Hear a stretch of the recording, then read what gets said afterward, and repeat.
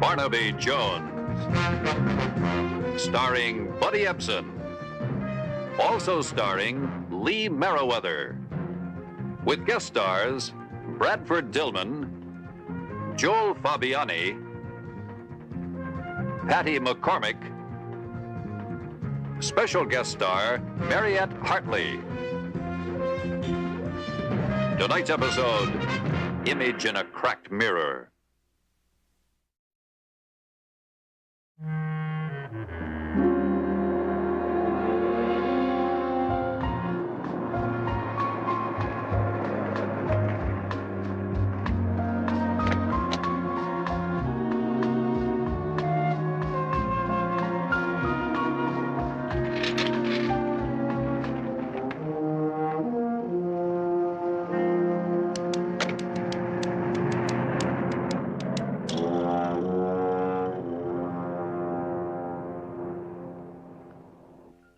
You know, if I didn't see it with my own eyes, I wouldn't believe it. You're calme dans la bouche d'un canon. Calm in the mouth of the cannon, to quote Napoleon. I'm sure he was talking about a battle, not a wedding. Yeah, he was. Waterloo. You know, if I didn't know any better, I'd swear you had a lot of practice at this. Oh, it's the first time around. Well, gotta be a first time for everything. You sure you can get along without me? I'll try, but I thank you for the encouraging words. That's what a best man is for.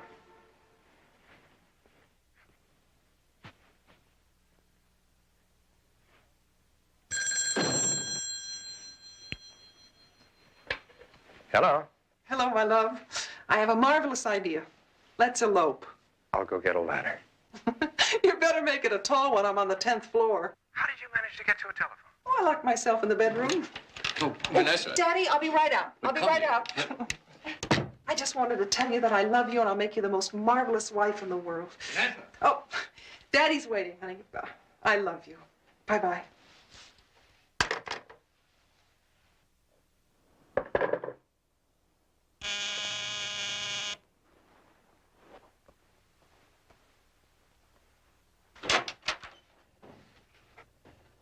Yes? Aren't you going to invite me in, Ben? I'm sorry. I think you've made some mistake. I don't think so. You've lost a little weight, Ben. What?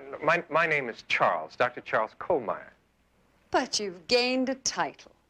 You were just an engineer when I knew you in Portland. Oh, isn't this pretty? A gift from your bride, no doubt. Do you remember what I gave you the day we were married? Madam, I don't know what you're talking about. I'm talking about being made a fool of.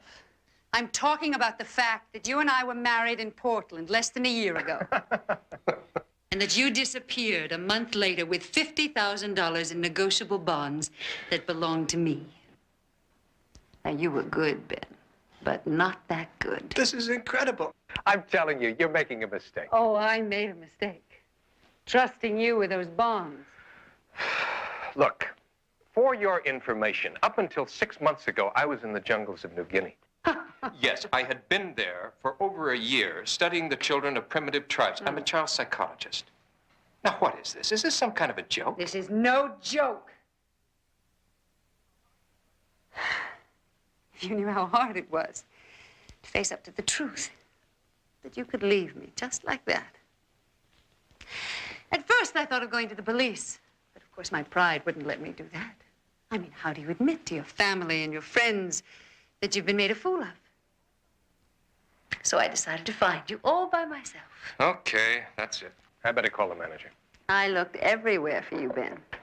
And then I remembered how particular you were about your shirts. How you had them specially made by Regala of Rome and sent to his shop in San Francisco. So I checked with the manager. And he told me that, in fact, you had recently ordered one for your wedding. The one you're wearing now, n'est-ce pas?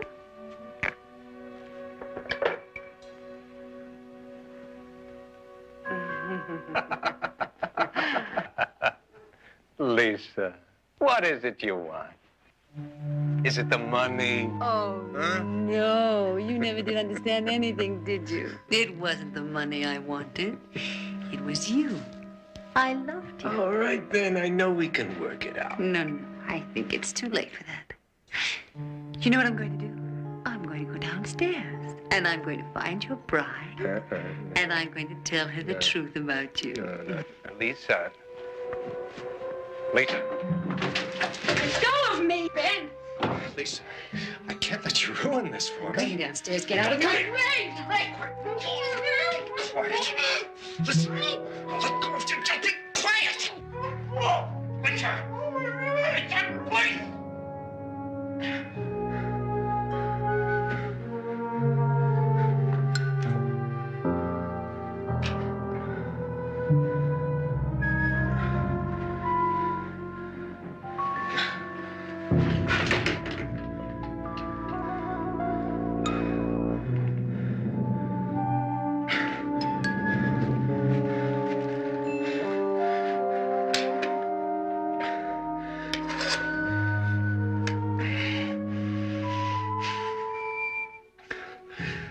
Operator, would you connect me with the luggage shop, please? Yes, this is Dr. Charles Kohlmeyer. I'd like to order a steamer trunk. Yeah. Any minute now, ladies. Now, where's that future son-in-law of mine? Oh, he still has a few minutes. I better see what's keeping him. Oh, Mr. Stevenson. Mr. Stevenson. Yeah? Why not let him enjoy these few minutes of peace and quiet? They may be his last. Maybe you're right.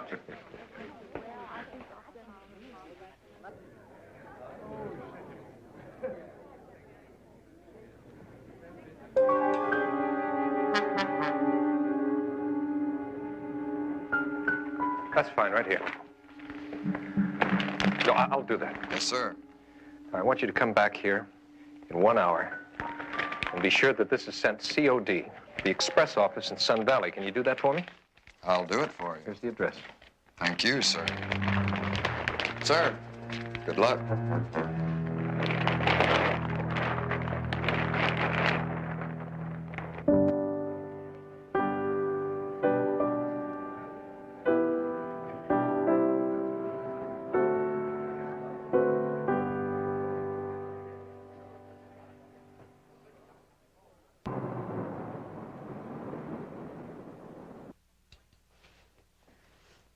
I don't know why I'm so nervous. Well, Miss McLean, perhaps you haven't had many dealings with private investigators. You're right, Mr. Jones. This is my first time. Well, there's your answer. Well, since we've solved that, let's see if we can solve some of your other problems. You say your husband has been missing for 5 months. Yes, he disappeared about 3 weeks after we were married. Did you go to the police? No. Why not? My husband's a lawyer, you see. He practices in Independence, where we live, and... Well, he warned me from the very beginning that his work took him away quite a bit, and that he could be gone for very long periods.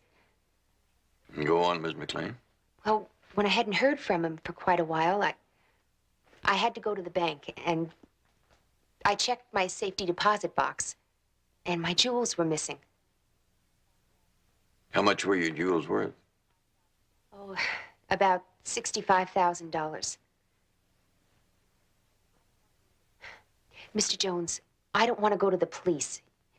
See, they might think Jeffrey took them. And you're sure he didn't? Well, if he did, I'm sure he had a good reason. One that I could understand and forgive. If I could just find him. Miss McLean, what makes you feel that your husband is in this area? A picture I saw in the Independence Chronicle. It was taken here in Los Angeles, and it shows a man helping a woman out of a fountain. I'm almost positive that man is Jeffrey.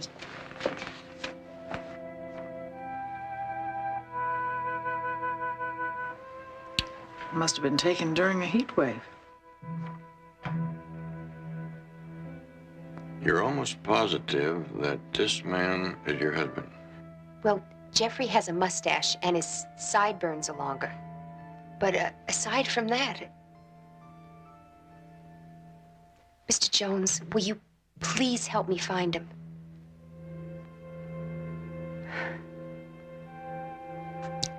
I love him.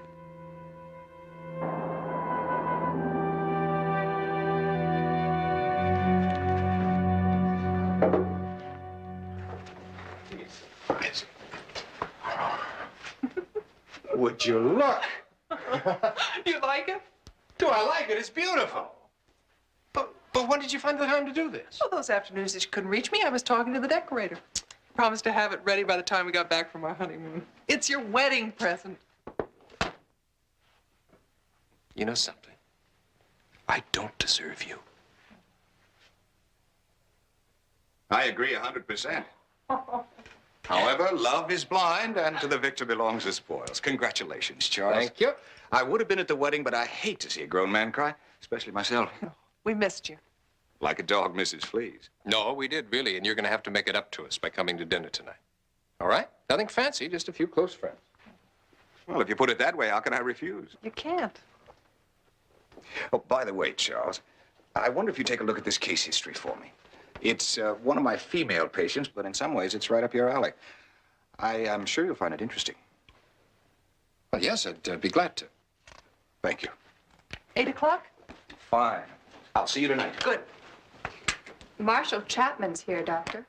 Oh, just give me a moment, please.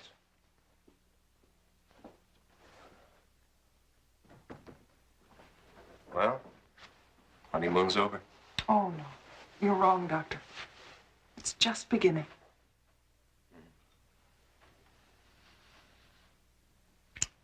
Don't be late.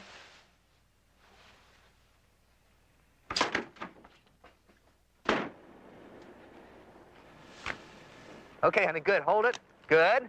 Give me some more profile. That's good. Good. Terrific. Good. A little bit more. That's good. Come toward me. Good girl. Good. That's it. Hold on to that. Good. Oh, that's wonderful. Hold that. Hold that. Work on that. Work on that. That's good. That's fabulous. Okay, honey, let's go. Liz, why don't you get out that schmata? Interesting the way they take all those poses. Hi, Mr. Jones. That's why they're called models. Why they look so angry? Well, this is high fashion. More expensive the outfit, the angrier the model. I guess the way this young lady is smiling, this bikini must cost next to nothing. Oh, is this the photograph you wanted to see me about? Yeah, the paper said you took it. Yeah, that's right. Not bad, huh? Seems she had this impulsive urge to cool off. And you just happened to come by with your camera. Well, okay, it was posed. What about the man? No, that part was impulsive. He just stepped out of the crowd and gave her his hand. Oh, and you know who he was? Never saw him before. Could he have been a friend of the model? It's very possible. They usually have a lot of friends. If I wanted to find her, how would I go about it? Well, you can try Bernice's modeling agency. Just show Bernice the picture. Thanks. It was a perfectly marvelous honeymoon, except for the night that Charles sneaked out on. Oh, wow. Oh, he said he was going away on business, but I think he just got tired of my company. He was gone for nearly 4 hours. You better explain yourself, Charles. Well, there was some mix-up at at the express office about a piece of luggage that I had sent up. And you know, on the way back to the lodge, I managed to get the car stuck in a snowdrift. I nearly froze to death trying to shovel that thing out. Oh, no wonder she doesn't believe you. Where did you find a shovel, Charles? Well, it was a rental car. There was a shovel in the trunk. Oh. It's the truth, so help me. You believe me, don't you, darling? Oh, yes. Sure. Spare a few minutes, Charles? Yeah, sure. Come on, we'll go on the deck. Why don't we toast our lovely hostess? Oh, thank you. Here's to you. Charles, I was hoping you had time to look over that case history I left you. Yes, I did. And I found it very interesting, too. David, would you like a cigar? No, thank you. I've been seeing her for almost 3 years now. And as you saw in the report, she's made excellent progress. Yes, she has. Excellent. And yet I just can't seem to help her over this terrible fear she has that someone's going to take her child away from her. Now, that's what I wanted to talk to you about. The child? No, the woman. But, Charles, I know you must be familiar with the work of your friend, Leslie Krebs. Yes, of course. And you buy Krebs's theory of the parent-child relationship? No. No, I don't. Not totally. And I've even told him that. However, I think that in time, Krebs is going to alter his attitude toward adolescent compensation. He's going to? Sure. Krebs is dead. No. No, I didn't know that. That must have happened while I was in New Guinea. But you were in New Haven last spring, weren't you? I was, but, well, that's when it happened. Krebs died in April. Now, surely you must have heard. I understood the two of you were very good friends. I was out of touch for a few weeks, preparing for my return, but, no, I just can't understand how I missed it. I don't either. Well, it's sad. However, David, I think you and I ought to go back and join the others. One must not ignore a new bride. That's the first law of marital psychology, Doctor.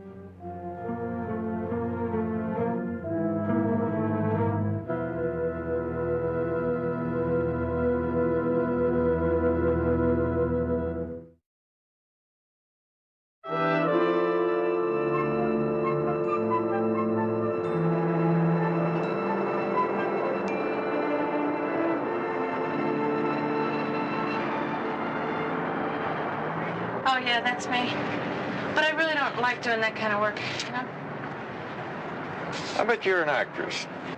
How did you know? Did you see me in Feet of Death? I'm afraid I missed that one. Oh, that's too bad. I had a featured part in that one. I played a karate expert. That's why I like to keep in shape. You know, you never know when a good part's gonna come along. Are you in the business? I'm in the private detective business. My name is Barnaby Jones. Oh. Well, what'd you want to see me about? The man in this picture, you a friend of yours? Oh, yeah, Chuck. Sure, I remember him. Chuck. You don't happen to remember his last name? Dickens. Chuck Dickens. Chuck Dickens. Well, that would make his Christian name Charles. Charles Dickens? Hey, yeah. That's the same as that famous inventor, isn't it?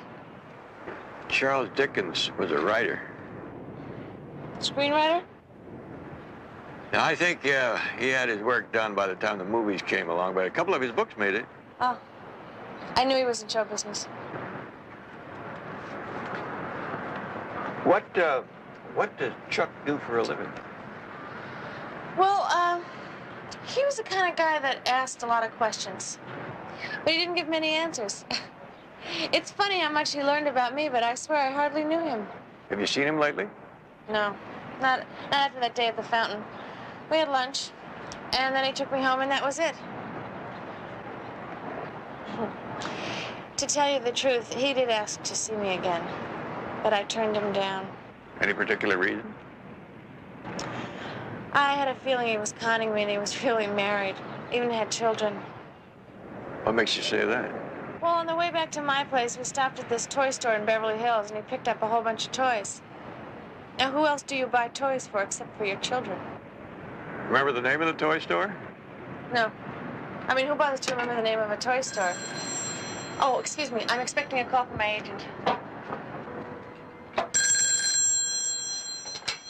Yeah? Huh? Oh, yeah. Just a minute. It's for you. Sorry. Thanks. Yes?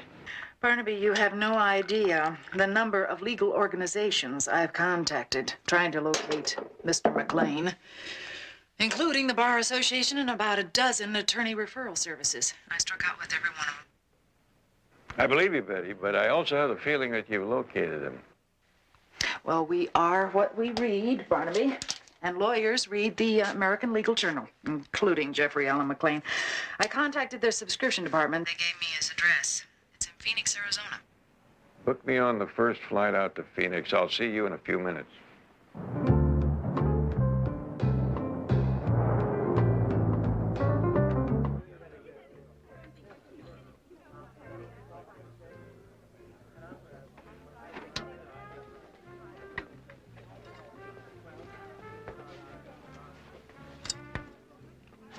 David.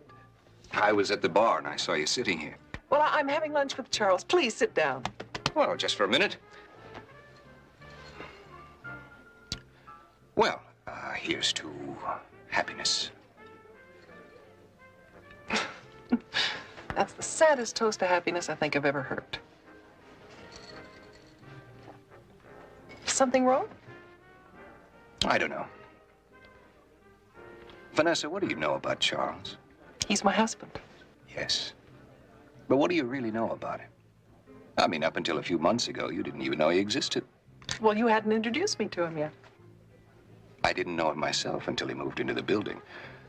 And if I thought you were going to fall in love with him, I wouldn't have introduced you at all. Oh, David. That's what's bothering you. Maybe that's part of it. Now, there's more, though. Listen, from everything I've been able to learn, Charles was devoted to his research on the primitive children of New Guinea. Now, he used to go into the jungle and stay there for years at a time. So? So why this sudden change? From a jungle in New Guinea to a fancy office in Beverly Hills, treating children whose idea of roughing it is camping out in the backyard next to the pool. Now, it doesn't make sense. Maybe I can explain it to you, David. Hi. Hi. I'm sorry I'm late. No, it's okay. We are having a terrific time here. Oh, say, would you bring me a scotch and soda? Anyone else? No. Okay. Now, to answer your question, David, it's really quite simple. After 10 years of living in the jungles of New Guinea, I thought it was time to go to work. Time to put my theories to the test. You know yourself, research doesn't mean a thing unless it's got some kind of practical application. And I'm here to tell you that a lot of the things that I learned from my so-called primitive children have proved invaluable with my more civilized patients. As for the fancy office, well, after spending all those years in a thatch hut, I thought I'd like to see how the other half was living. I should have known better than to ask. Touché. And enjoy your lunch.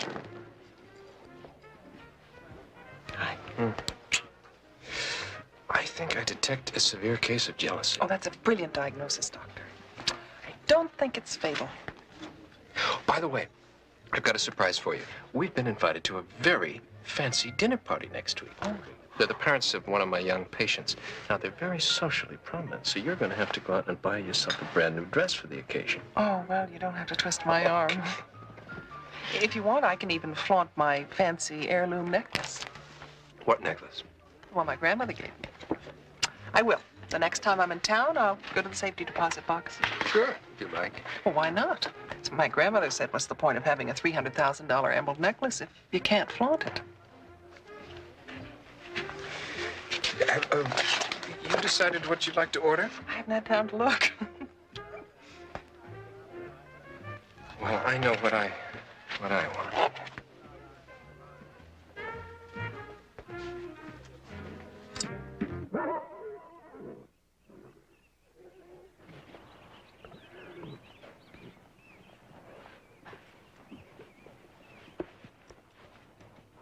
Excuse me, but I'm looking for Mr. McLean. Lady up the house said I'd find him down here at the stable.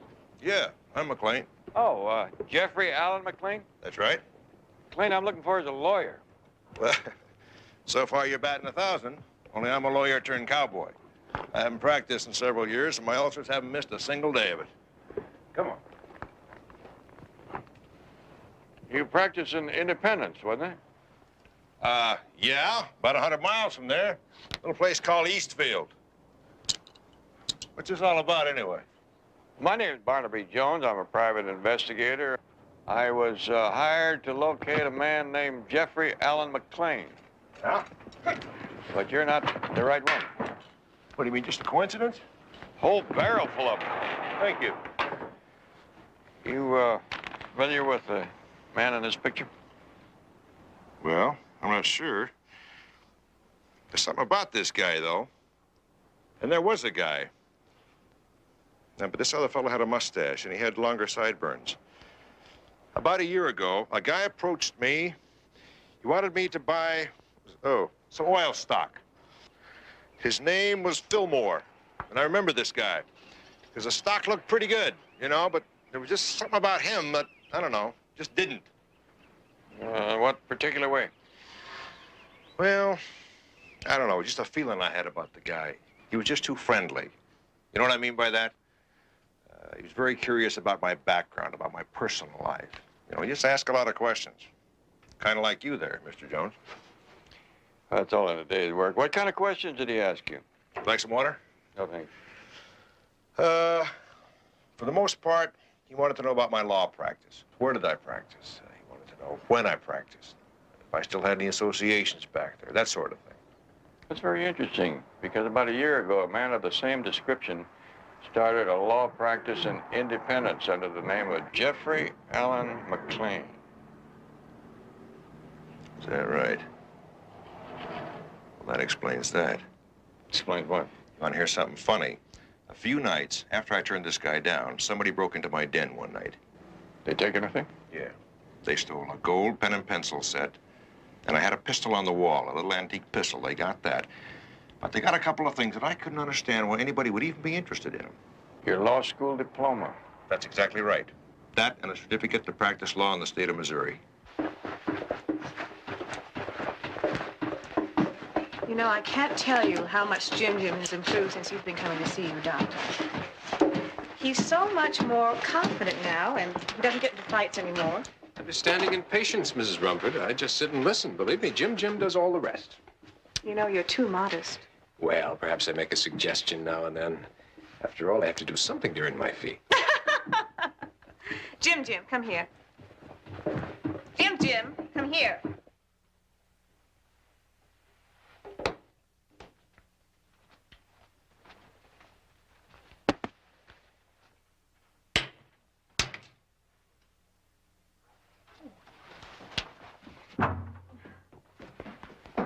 Well, goodbye. It's been a long day. Yes, for both of us. Why don't you go on home?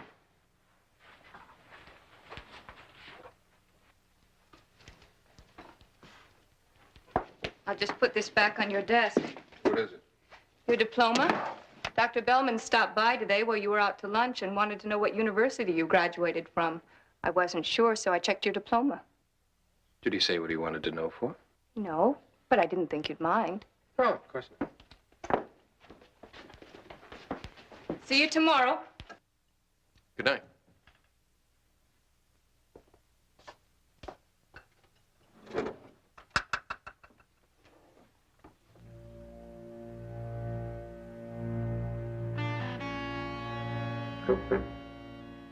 This is Dr. David Bellman. I'd like to speak to the Dean of Men. Yes, I'll wait.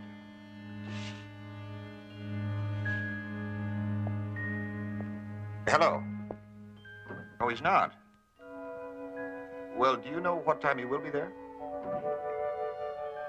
I see. Well, I wanted to talk to him about a past student of his there, Dr. Charles Kohlmeyer. Yes. Yes, I see. All right. I'll call back in the morning then.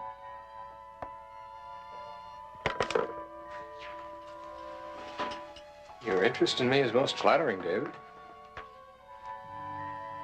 I'm just a little curious. Curious? About what? Whether you're for real or not. I'm for real. But you're not Charles Kohlmeyer. That much I'm sure of. What's in a name? Who are you? Anything that benefits me to be. Engineer, stockbroker, lawyer, child psychologist. But I keep forgetting, David, you wouldn't understand that, would you? Because you've spent your whole life becoming one thing. I believe it's called dedication. I have my dedication too, David. Only it's the good life. Having the best of everything. Leaving the leftovers to people like you. How long did you think you could get away with this? Long enough to get what I wanted. and then move on to greener fields. Move on. You know, in the course of my travels, I met the real Charles Kohlmeyer. Was he dull? All he could talk about was going back to his beloved jungles. He even told me when he was leaving and when he was going to be back. And I thought, well, since he isn't going to be using civilization for 2 years, why not use it for him? You're a very sick man. Wrong! I just listened to a different drummer. And David, I can't let you change any of that for me.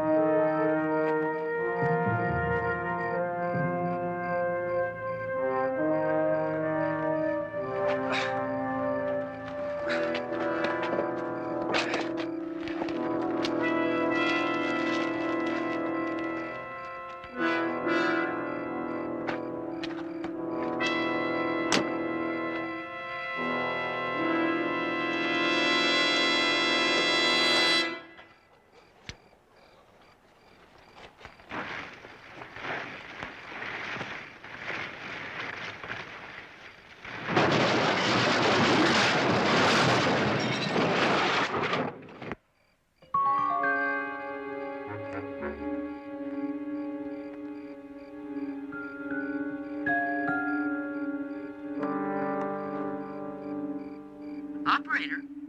Help! My name is Dr.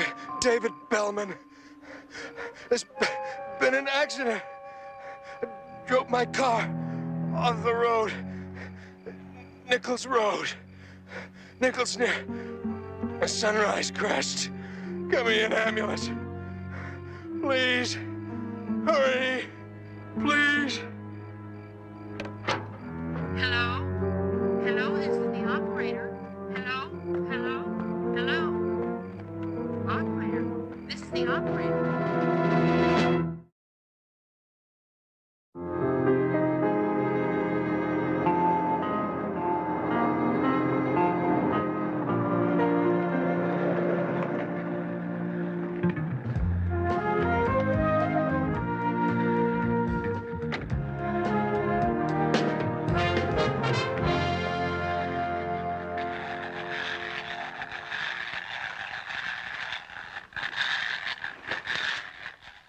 Looks a little bit like my cousin Fred back in Tennessee. That's after he's gotten into Cousin Buell's corn liquor. You say so. Something I can help you with? Well, I certainly hope so. About to run out of toy stores. Ever seen a man in this picture? Why? Well, I'm a private investigator, and a loving member of his family hired me to locate him. Seems they lost touch. Looks a lot like Dr. Kohlmeyer. Dr. who? Dr. Kohlmeyer, the child psychologist. He buys toys here to keep in his office for his patients. Would you happen to have his address? Sure. He has a charge with us. Yeah, here it is. 3722 Armand Drive. I can't believe it. I mean, we just saw him yesterday. I know what you mean. According to the papers, he managed to call an ambulance, and maybe if those people had gotten there sooner. I don't know. You know, sometimes I think that life in the jungles is a lot safer after all. Dr. Kohlmeyer, there's a gentleman to see you, a Mr. Jones. Did he say what he wanted? No, sir. Listen, why don't you try to get some rest? That won't be long.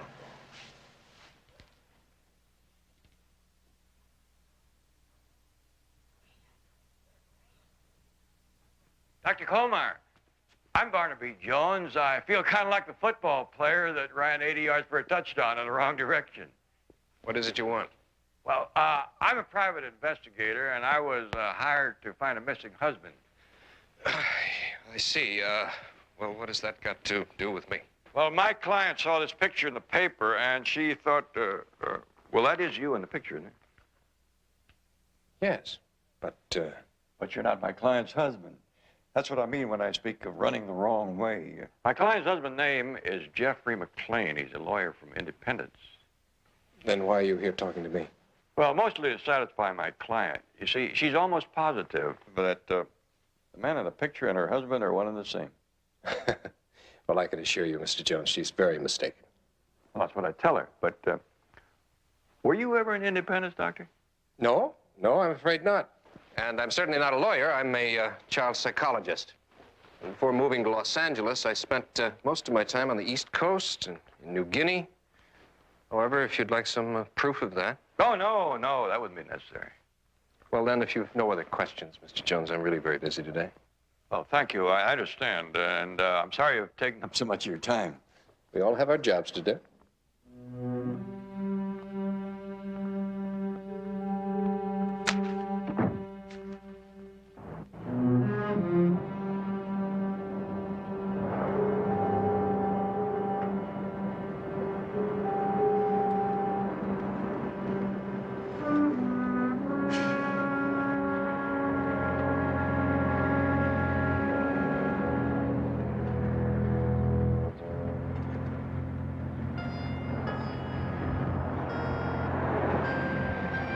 Miss McLean, is that your husband?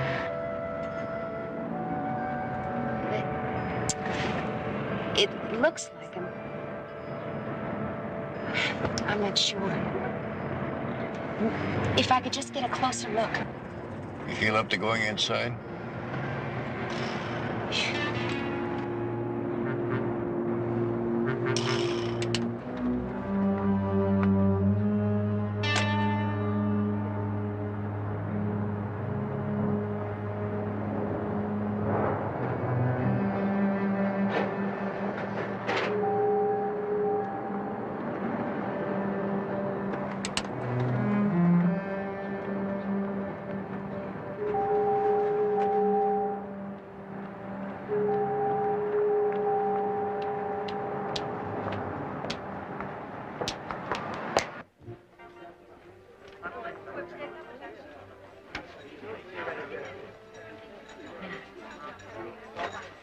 Oh, thank you. I'll order in a few minutes, Tony.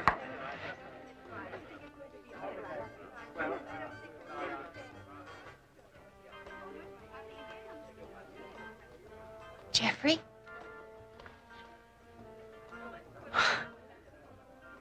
I've missed you so much. Jeffrey, I'm afraid that there's been some mistake. I was so worried about you. I kept thinking the worst possible things had happened to you. An accident, or maybe you were dead. Ma'am, I think you got me confused with someone else. Jeffrey, you remember the night you asked me to marry you? No, I don't. No, my name's Charles. Remember, you promised to love me and and to take care of me for the rest of my life. And I said, that's a better deal than I had just gotten on my new car. We laughed. Jeffrey, you made me feel so beautiful. You made me feel so wanted. I don't know what to tell you, Mrs. McLean. Angie McLean. No, I'm your wife. Do you really believe that, Mrs. McLean? Now look at me. Can you be certain that I'm your husband? Do we have the same face? Or the same eyes, or the same hair? Do we act the same? I'm very sorry, Mrs. McLean. You're a pretty woman and you flatter me, but on my honor, I'm not your husband. I've never seen you before in my life. No.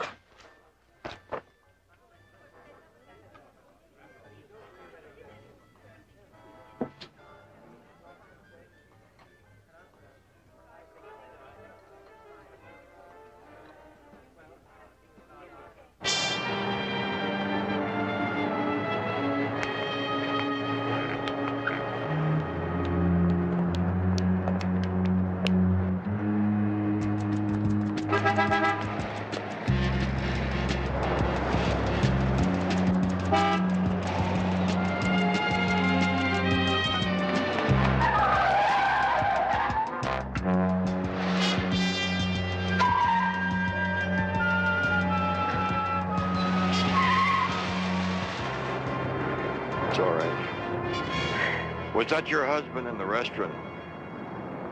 I think so. Would you swear to that in court? You may have to. He seems so different. Miss McLean, would you swear that was your husband? No.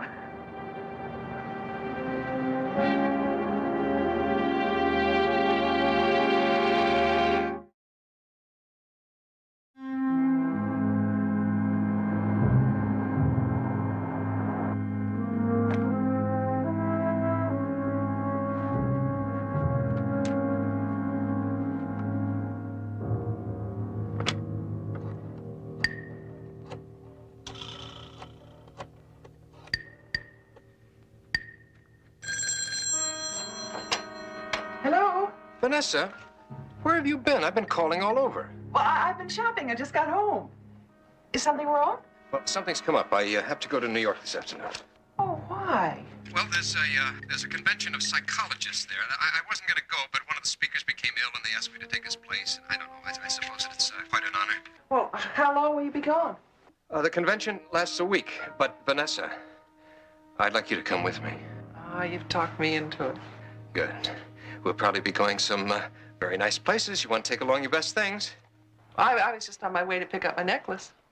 Good. I tell you what, I have some work to do here. So why don't you pack our suitcases? I'll meet you at the airport, and you can pick up the necklace on the way. All right, what time shall I meet you? The plane leaves at 4, Global International.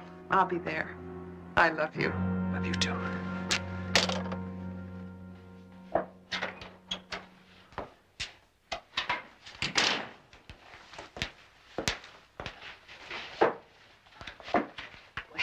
Here's our marriage license, Mr. Jones. Good. Now we'll be able to see how the McLean signature on the license compares with the Kohlmeyer signature that Betty got from the toy store. Well, Betty, maybe I better have a talk with the Kohlmeyer maid. Why don't you call and find out when is her day off? Are you going to use your charm to find out the family secrets? Just make the call. Yes, sir.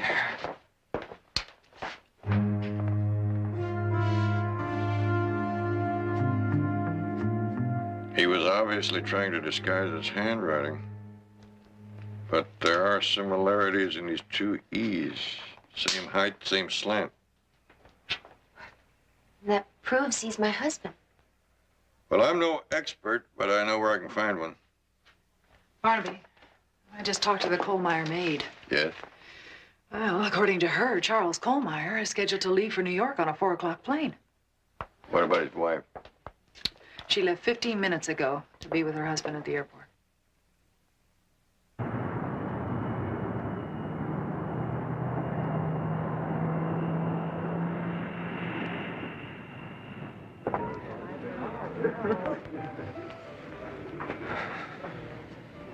What's that boarding call? We have plenty of time. Besides, it's kind of nice to rest after running around like crazy all day. Did you get that from your safety deposit box? Do you think I forget it? You want to see it?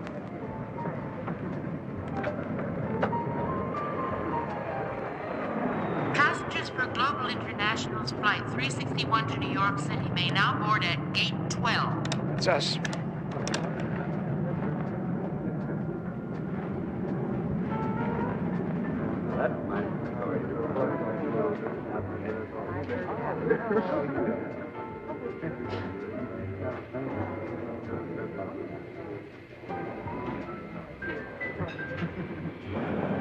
Mrs. Charles Kohlmeyer, please come to the white courtesy phone.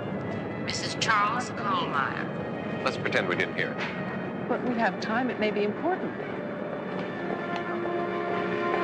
Vanessa.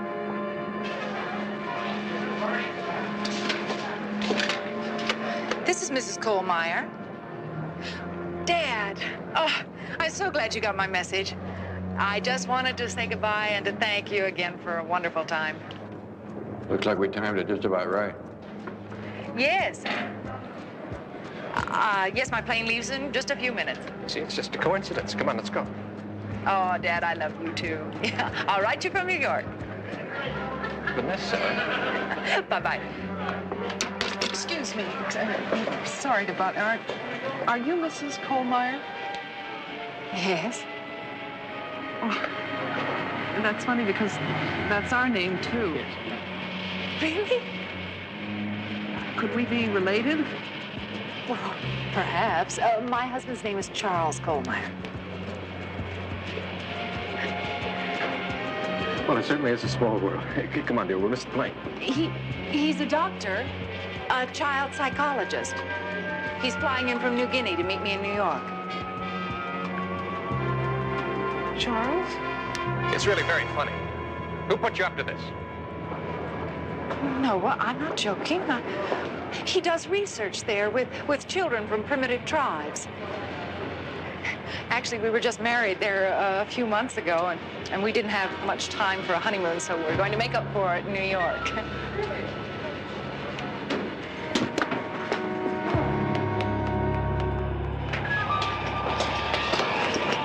It's all over.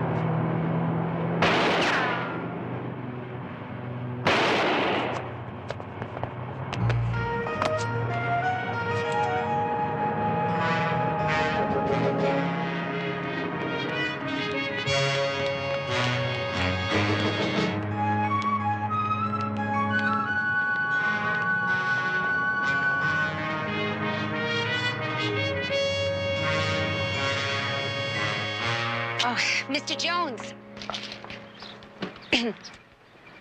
Hi. Hi. Betty told me I'd find you here. Yes. Well, we thought we'd get together and talk. We seem to have so much in common. Mr. Jones, did you learn anything about him? Yes, quite a bit. His real name is Stanley Ricklin. He spent some time in prison about 7 years ago. While he was there, he worked as an orderly in the psychiatric ward and also spent a great deal of time reading books. Books on psychology and law. Were there others? Yeah, I'm afraid so. The woman from Portland, her maiden name was Lisa Howard. They found her buried in Sun Valley. He admitted to murder. You two are the lucky ones.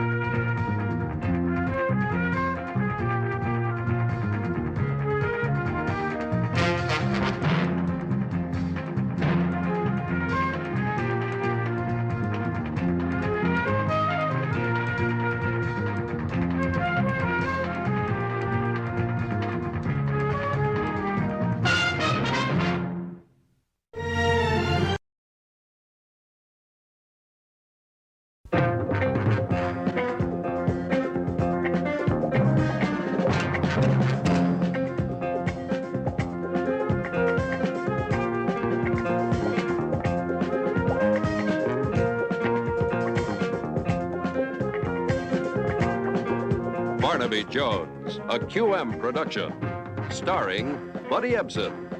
Also starring Lee Merriweather, Mark Shera, with guest stars Lawrence Hilton Jacobs, Alan Miller, Lara Parker, Pat Corley, with special guest star Percy Rodriguez. Tonight's episode, The Price of Anger.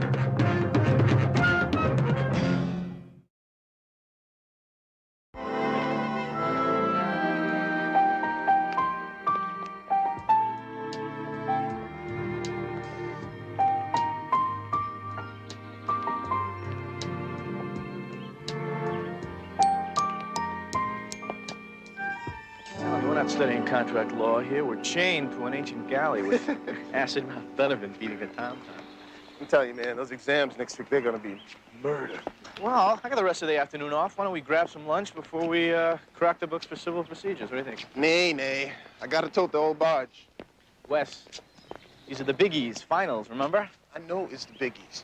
But if I don't get the bread up for my tuition, not even straight A's is gonna do me any good. Get together this afternoon after class. All right. If it has to be, it has to be. I'll see you later, okay? Hey, JR, look, don't worry about the exams. I mean, remember that old slogan? If you use the methods of Socrates, you rise yourself above mediocrity.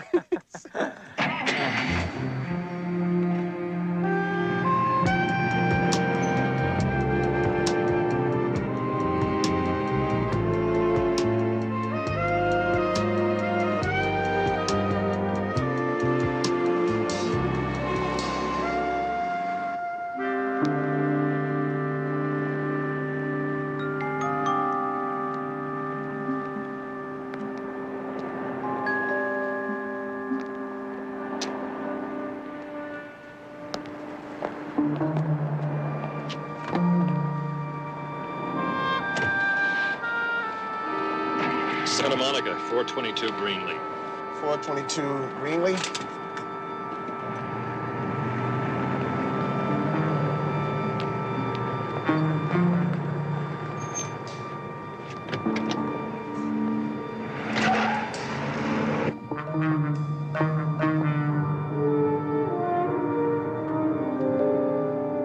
Say, can you step it up a little? I'm late already. I'm doing the best I can.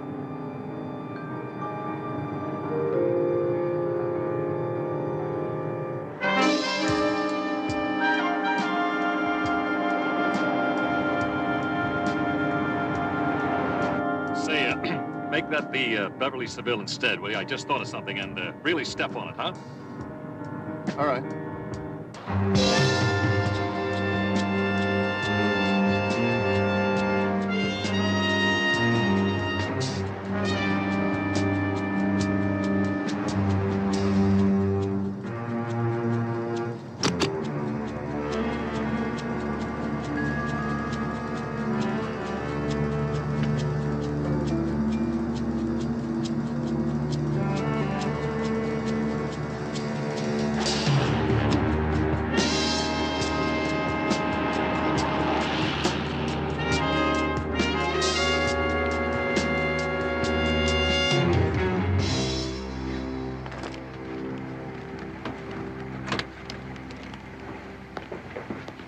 No, leave it. Pick me up in 10 minutes at the side entrance by the cottages. Do you know it? Yeah, but I can't leave this thing running, my man. There's another $20 for you later on top of the meter.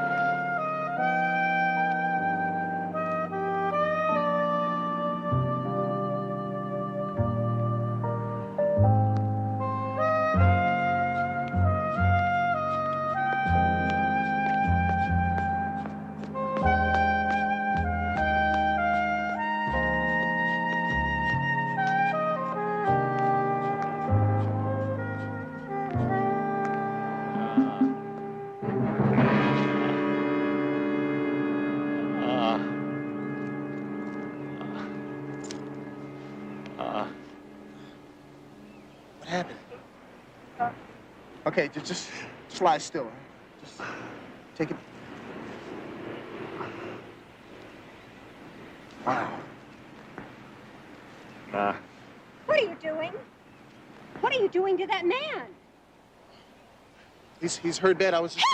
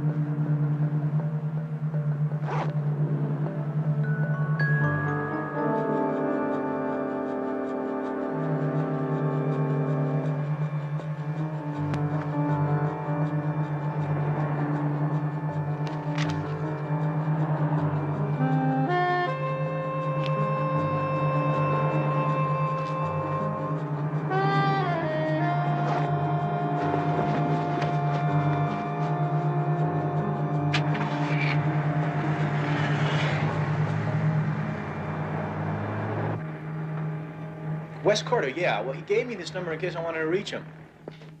All right, well, look, when he gets in, would you tell him JR called? Thanks. Bye. Oh, you still here? I thought you and your friend Wes had some heavy studying to do. Barnaby, I've been calling all over town. I don't know what happened to him. Hey, nobody minding the store out here? Where's Betty? Oh, hello, John. Betty is having her hair done. She has a heavy dinner date tonight. Have some coffee? No, thanks. I'm on a run. JR, I just talked to one of your professors over at law school. He says you and a fellow named Wes Carter are pretty good friends.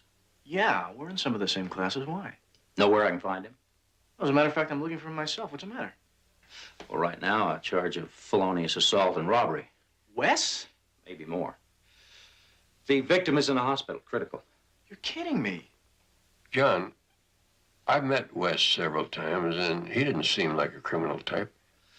Well, however he may seem, Barnaby, we have an eyewitness. Who? What happened? A woman was walking her dog near the Beverly Seville Hotel and saw this young black fellow bending over an unconscious man, going through his pockets. And you think it was Wes? That's ridiculous, Lieutenant. There's no way. Take it easy, Jedediah. John. Well, the woman started to yell out. The guy took off, got behind the wheel of a taxi, and belted out. A hotel security guard spotted the license number. We traced it to this Wes Carter. He owns the cab. Barnaby Jones Investigations. I'm telling you, Lieutenant, it's a mistake. There's no way it can be him. Jedediah. Hello? Hey, JR? It's Wes. Look, I got to talk to you, man. I'm in a jam. Gloria. Hi. Listen, are we still on for tonight? What are you talking about? It's me, Wes. I know. 8 o'clock okay at your place? No. Meet me over at Frazzie's. It's a place off 79th and Adams, right? It's a pool room. Right, okay, I'll meet you there. Look your prettiest. Yeah, goodbye. My date, sorry. Yeah. Listen, JR, if you should hear from your friend, I'd advise him to come in and talk to us. Have that coffee next time, Barnaby. John, who was the victim? A lawyer named Milliken. Handles a lot of work for S.P. Powell Company. Powell? Isn't that one of those outfits that's plugging for state lottery? Uh-huh. Plenty of muscle, plenty of connections. I'll see you guys later. Okay.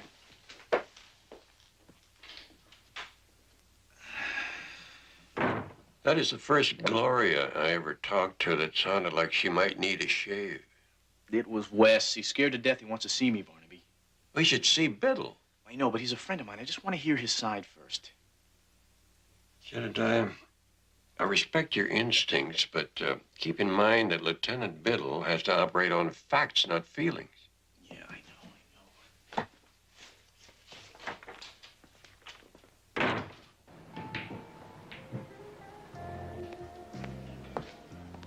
Come on, I told you once. Time. All right, let me see. You picked him up at the Rotham building, and he asked to go to 422 Greenlee, right? Yes, yeah, I have it right here on my trip sheet. Everything all right? Yeah, Joey, everything's cool, man.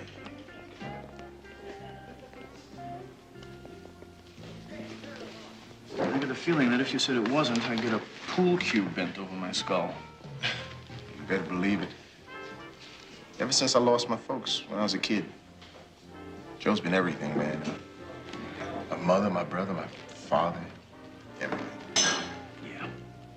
All right, let me see. Oh, what'd you do with the cab? Where is it? I left it in the garage, a small place over on Adams. Got a mechanic there. He takes care of it for me. It's not gonna take the police too long to find it. All right. Is that it, Wes? I mean, is that everything? It's everything, man. Honest. The only problem is you ran. I know I ran, but what else could I do? The woman was screaming murder. You know how that looks. Oh, yeah. I know how it looks. Blackie on whitey turf. Spells it all out. Wait a minute, what? Oh, come on, man. I'm black. Dig that? No, I definitely do not dig that. And I never heard you talk that way before. You'd be talking a lot different if I went out with your sister. Look, you called me, okay? You want my help and you want to keep testing my friendship. JR, they're gonna railroad me, man. What can I do? You go to the police and you tell them just what you told me. Hey, look, you want to be a lawyer? Huh? Well, then look at the case. It is your word against what that woman thinks she saw. You're in school, you don't have a record, you're studying a respected profession. Those are points for you. And don't forget your passenger. He'll clear you. Yeah, a passenger. JR, look, there's something. That's him. That's the guy I picked up. That's your passenger? Yeah, Joe. Joe, turn the set up.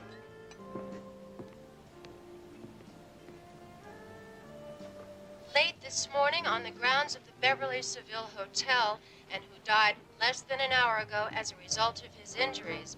The police have announced they expect to make an arrest shortly. More news and weather in a moment. He's dead. He's dead. Wes, the facts are still the same. You have got to go to the police. No way. Look, they're gonna find you anyway. You might as well do it voluntarily. There's only one way that it looks right now. A murder rap.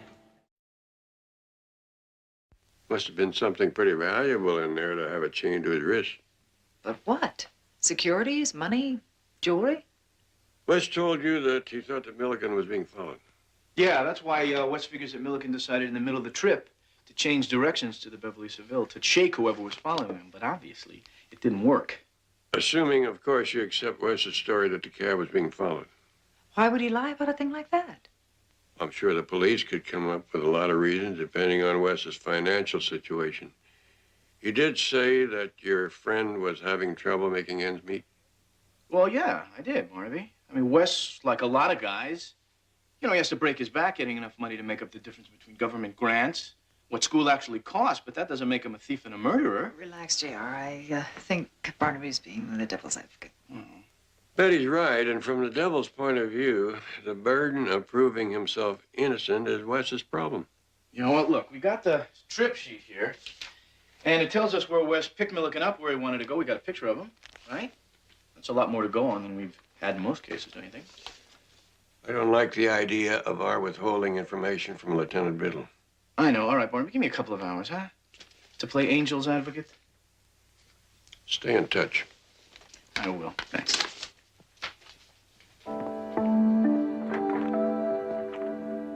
Well, what? Oh, I was just trying to decide how the two of you would look in halos. Pretty good.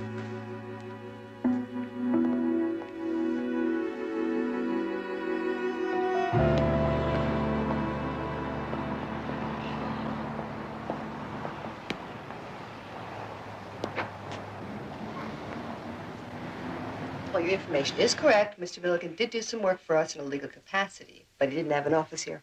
I see. Well, is there somebody else I can talk to, Mr. Powell? Well, he's He's in the middle of a meeting right now. So. And drop everything else. George, I've done my part. Now you do yours. Oh, no problem, Mr. Powell. I'll take care of everything.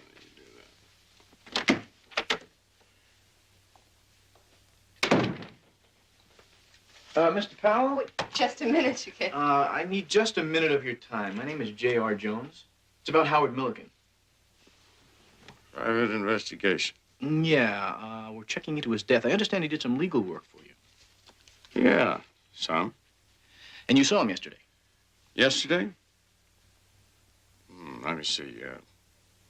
I'm really not sure. He was here, Mr. Powell, around noon, remember? Oh, yeah. Yeah, that's right. For a minute or two. Yeah, well, he had an attaché case with him. Do you happen to know what was in it? Attaché. That's a lawyer's trademark. Could have been his lunch. Chained to his wrist? Well, streets are full of thieves. You can't be too careful. Listen, I'm very busy. Sure. Thanks for your time.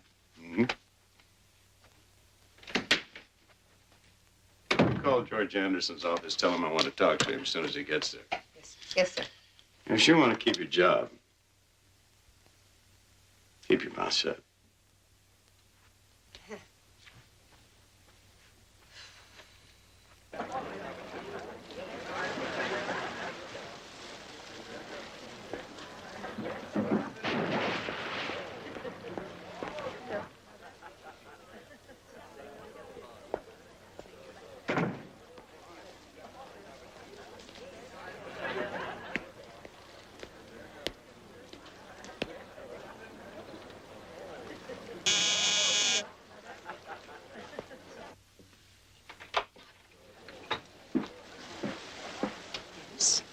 Good afternoon, Ms. Lennox. My name is Jones. I'm with Barnaby Jones Investigations. Well? Well, I'm asking all of your neighbors if they know this man. Do you? Oh, yeah, I saw him on TV. People aren't safe anymore. Yeah, well, I've got information that he was probably on his way here to visit one of the tenants when he was murdered. Oh, really? Well, I'm sorry I can't help you. I never saw him before. Okay, thank you. Yeah.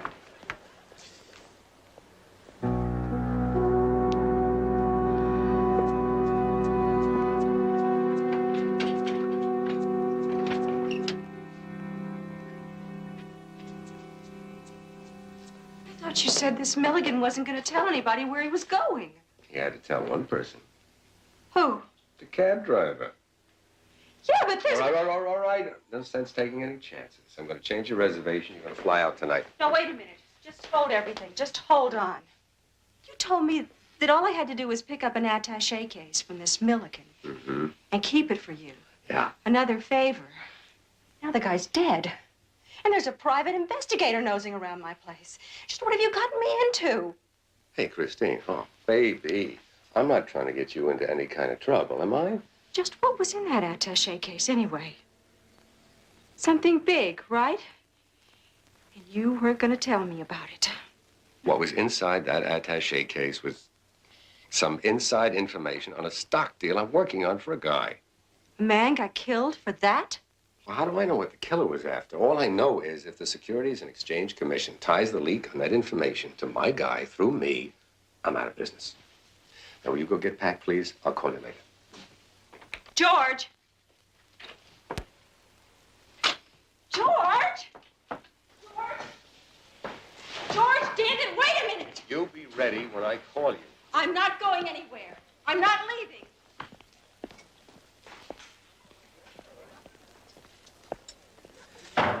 Betty, listen, tell Barnaby that I'm not going to be back for a while, okay? I think there's pay dirt here after all.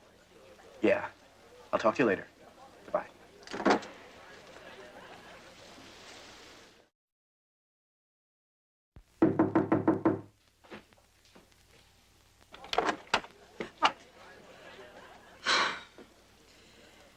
I thought you were, what do you want? I'm sorry. What did I interrupt here? A lover's quarrel? No. I told you that I can't help you. So would you leave me alone because I'm very busy? Yeah, I can see. What, did you decide to take a sudden trip here, right? What? If you don't get out of here, I'm going to call the police. Well, that's a good idea. Do you know the number? What are you bugging me for? You want to find out who murdered this Milliken guy? Why don't you find the taxi driver? Who said anything about a taxi driver? Oh, right. I saw it on TV. Like I said, he was mugged by a taxi driver. No, the police only mentioned a suspect. They never said anything about a taxi driver. Well, then I must have heard about it somewhere else. Now, will you please leave? Miss Lennox, look. I'm just trying to help out a friend in trouble. Now, in order to do that, I have to find out why Milliken was killed. I think it has something to do with what was in the attaché case he was carrying, whether it was a lot of money or jewelry or whatever. Now, he was on his way here to see you, wasn't he? No. Well, if not you, then the guy who just left, George? Get out. All right. But I want you to think about it, and I want you to call me.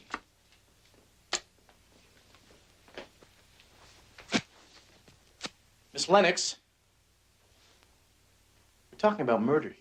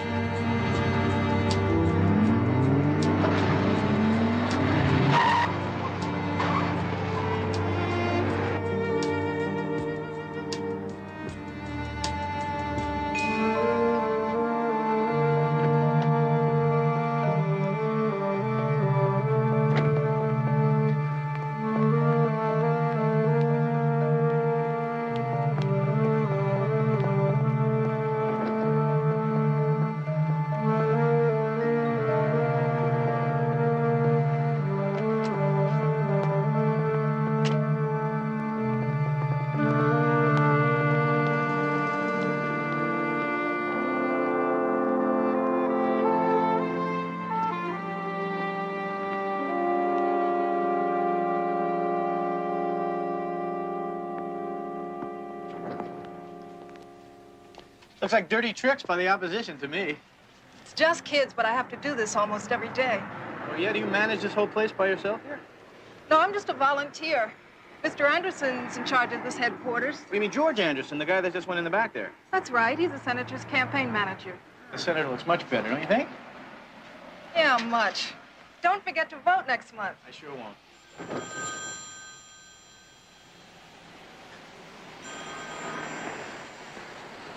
Stewart for senator. May I help you? Yes, just a minute, please.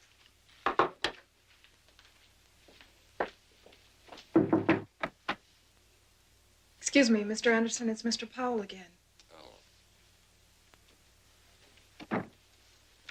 Hello, Sam.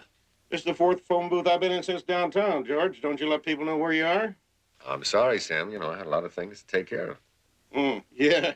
Well, let me add something to your list. That fellow was in the office when you were leaving? Uh-huh. Well, he's looking for Milliken. You mean, J.R. Jones? Yeah, you know him? No, but I have a feeling I'm going to before very long. Sam, don't worry about it, will you, please? I'll take care of him. Well, you better. Bye, Sam. J.R. Jones gets around, doesn't he?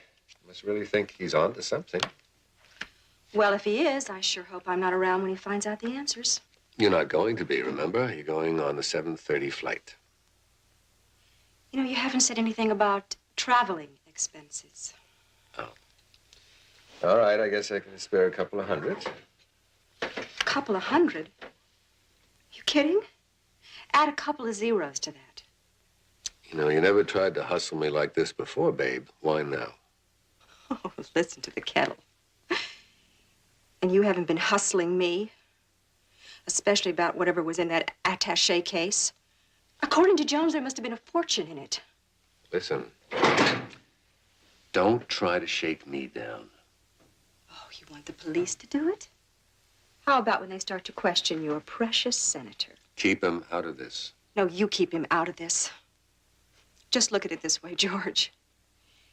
It's just another campaign expense. I don't miss my plane.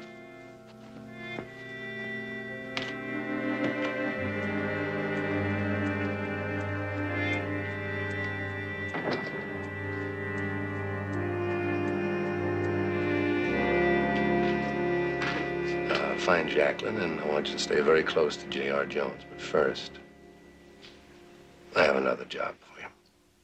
There's a definite connection here. Powell to Milliken, and then Milliken to Lennox, Lennox to Anderson. Then it circles right back to Sam Powell again. Sounds like a crooked circle to me if you use that empty attaché case as the bullseye. Now, I'm sure that this Lennox woman is the key to getting Wes off the hook for Milliken's murder. But from what you say, J.R., she's not the talkative type. Yeah, Well, we're going to have to leave that chore up to Lieutenant Biddle. Jedediah, you said a couple hours. Yeah, I did. All right, the deal's the deal. Barnaby Jones, Investigations, man. Yes, he is, Lieutenant. Just a moment. Lieutenant, I was just going to call you. About what? The Milliken case. I think there's a couple of things you should know. You don't say. Yeah, why don't I meet you at your office in about 15 minutes? No. You be at 422 Greenlee in 10. 422 Greenlee? The apartment of a Christine Lennox. How did you know about that? Now, J.R., you get yourself over here and tell me how you knew.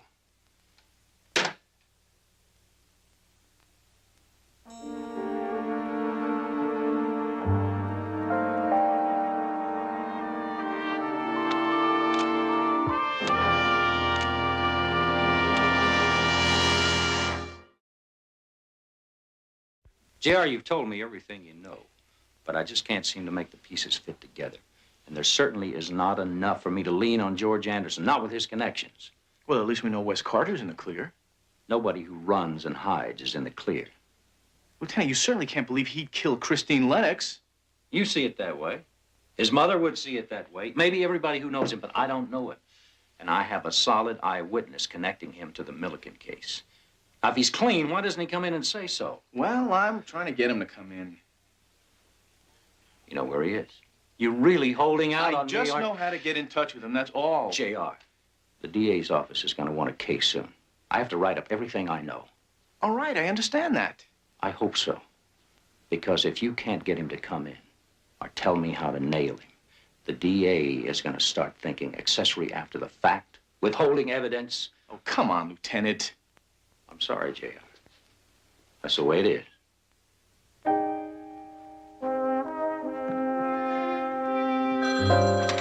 Yeah. This is Mr. Frazee, isn't it? This is J.R. Jones. We met last night. Oh, yeah, I remember. Yeah, well, listen, is Wes there? Well, he ain't here. Well, you know where I can reach him? It's very important. Well, maybe I'll be hearing from him. Want to leave me a message? No, I have to talk to him myself. Why don't you come around tomorrow morning? You probably should. That's too late. I have to see him now. Tomorrow morning.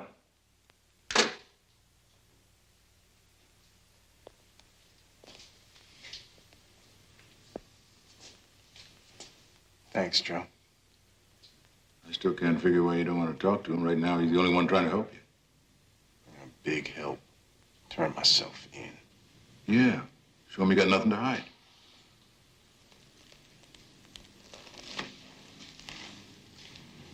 You running this side of the street now? Oh, Wes, I raised you and pushed you through school to get you out of rat holes like this, not bury yourself deeper. You raised me to stand up and take care of myself. That's what I'm doing. If, by some stroke of misfortune, I don't get reelected to the state senate, my wife's going to be the happiest woman in the world.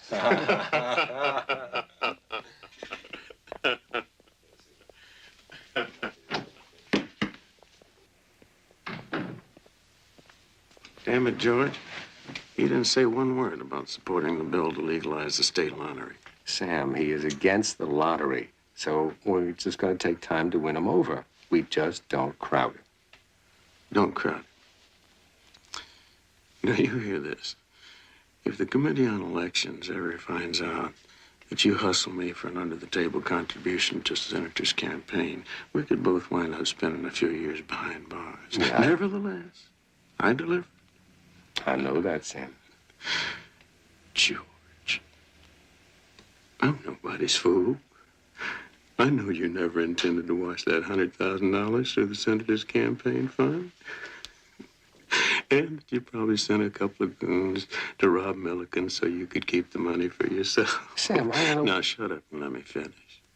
Now, the fact that you and your people bungled the job and let the money slip through your fingers is of no concern to me. Because I don't really care who ends up with it. All I know is that I paid off. Mm-hmm. And now I want a commitment on that bill. Mm-hmm.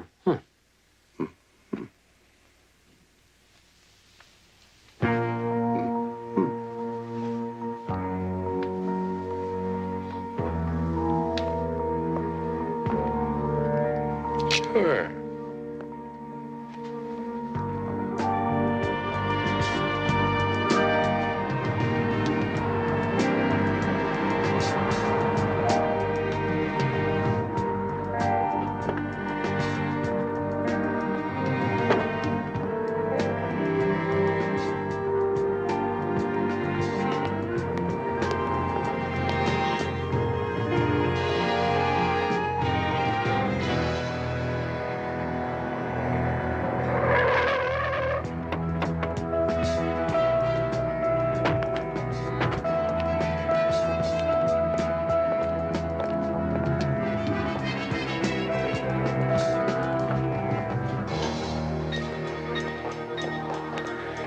Oh, we're not open yet.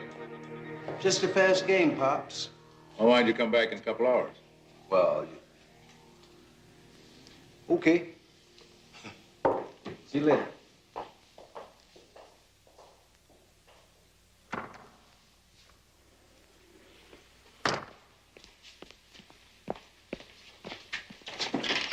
Oh, come on, Wes.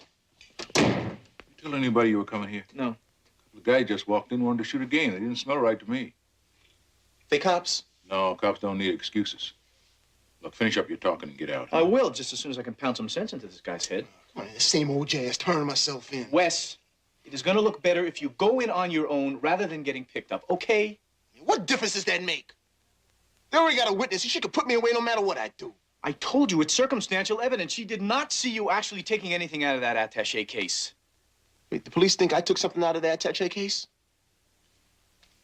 It should not come as any surprise to you that there was something of great value in it. Why should I know that? Because Milliken had it chained to his wrist. You saw that, didn't you? No, I did not, no. Wes, you told me... Okay, look. I saw the case, all right? But it was covered with a raincoat. Wait a minute. What do you mean it was covered with a raincoat? It was over his arm, over the case. Look, I never saw no chain. You also never said that there was anything about a raincoat. The police report didn't mention anything about a raincoat. It was left in the cabin and I ditched it. Wes, last time I talked to you about your passenger, you started to say something, that there was something else. Was it about the raincoat? Yeah, I guess, yeah. Well, then why didn't you say something? How should I know why? I forgot. That's why. All right, Wes, that's it. Come on. We're wasting time. I'm telling you from the last time, man, no! Wes, I'm in on this, too. The police know I've been holding out on him. I could be nailed as an accessory after the fact. Oh, come on, man. You should have no problem convincing your people that your token black friend turned on you. They believe the worst anyway. Okay, Wes. You call it, you play it. And I don't want you to worry about me tipping off the police because they're going to find you anyway.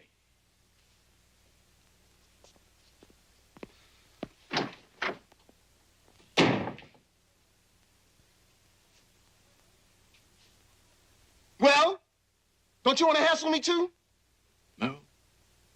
No, you're already in deep enough trouble.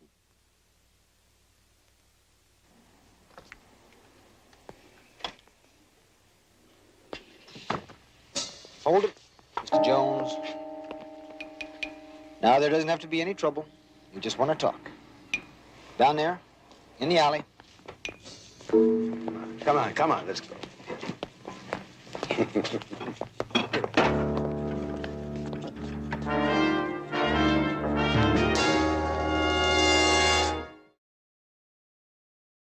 on, Johnny, let me the car, man. I'll have it back as soon as I pack my stuff. Now, Wes leaving town won't settle a thing. You gonna let me the keys or not? Okay. Well, when you bring it back, don't forget your raincoat. Supply room, top shelf way in the back.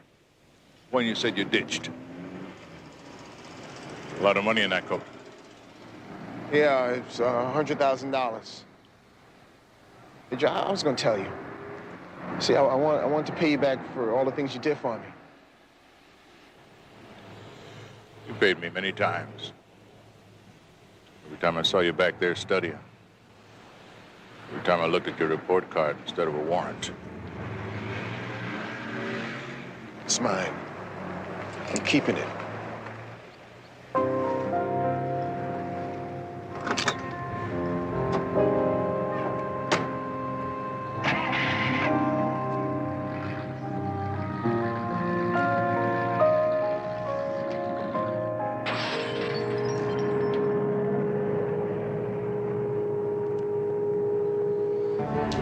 Hey, take it easy. I don't think this dude wants his face scarred for the rest of his life. Pretty face like that? Be kind of a shame, wouldn't it? Look, I don't know any cab driver, all right? Oh, come on, Jones. Take us to him. Or you'll be spending all your end of the loot. Paying hospital What bills. loot? What are you talking about? You don't think anybody's gonna believe that Hackett didn't split that 100 grand with you, do you? Huh? Wait a minute, what 100 grand? The money he took from Milliken. We want it back. All of it. Listen, I'm telling you, you're making a mistake. Oh, no. You're making a mistake. From the pool hall. Better bring the cops. Next time. Take it easy, Pops. Take it easy. Oh, I knew they were trouble. What do they want? They wanted Wes. I better find But him. he's not here.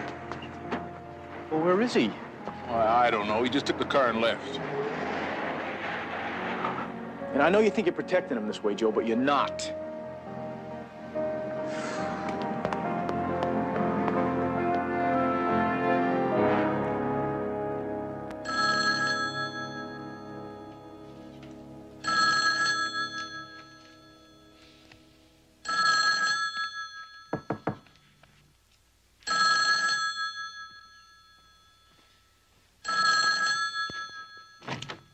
Boss, it's Sunday. Thought you'd be fishing. Yeah, I'd like to have been, but I got a call from Lieutenant Biddle. That's probably him now.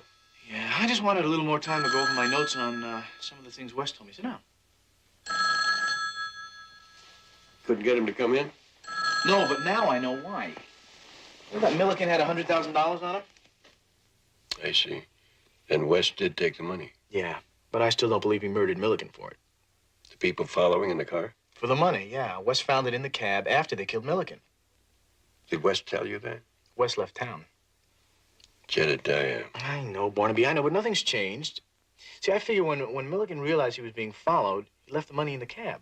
He must have, otherwise those two guys wouldn't have just tried to shake me down. What two guys? Two hoods. Probably the same guys who were following Milliken. Could be the same people who killed Christine Lennox. Problem is, they ran, and I don't have any idea who they are. What still doesn't wash is how can you be so sure that West found the money in the cab? That's where the raincoat comes in. What raincoat? It's exactly what I said when Wes mentioned it. See, Milliken left the raincoat in the cab. That's where he must have hidden the money, figuring that he could come back for it after he got away from whoever it was that was following him at the hotel.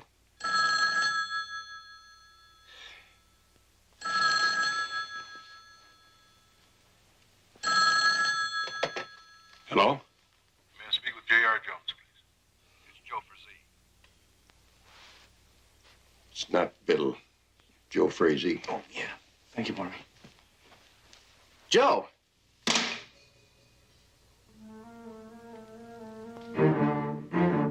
Hello? You hung up.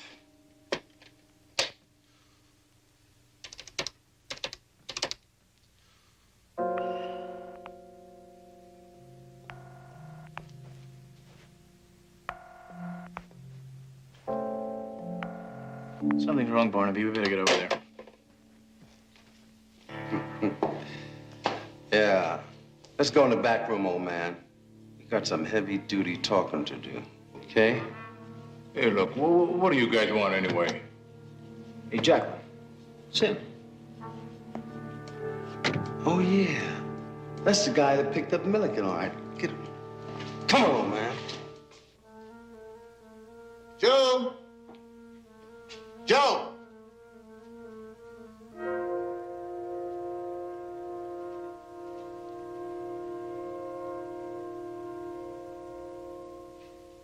Right, Mr. Anderson. The driver will talk. It's just a matter of how long he can take it.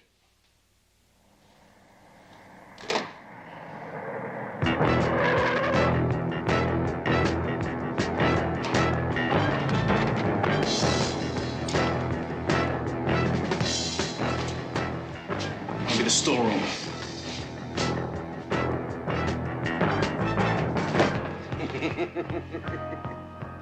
Come on, brothers. Make it easy on yourself. Where's the money? But you might as well. Hey, shut up, Joe. Okay, old man, it's your turn in the barrel. No more games. Leave him alone. Stop it! Look out!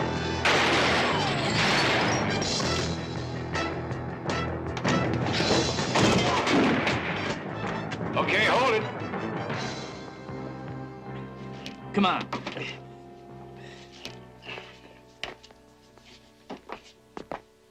Come on. Over against the bar. This way.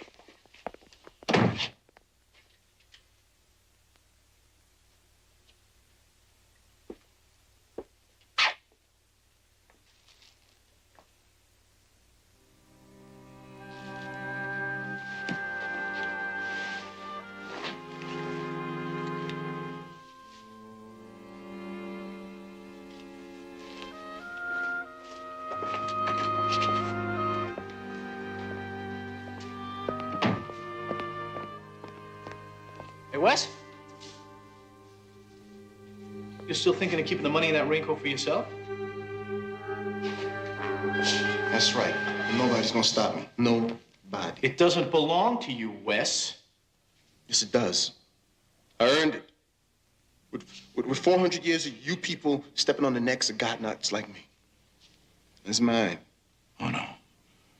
No, don't you shuck what you're doing off on the color of your skin. It's a matter of what's right and what's wrong. Joe, what's the matter with you? You've been there. You know where it's at. Yeah, I've been there. And yes, 400 years. You're gonna shame the memory of it all by using it as an excuse to be a thief. If you want to be a crook, be a crook. Don't blame it on anybody else.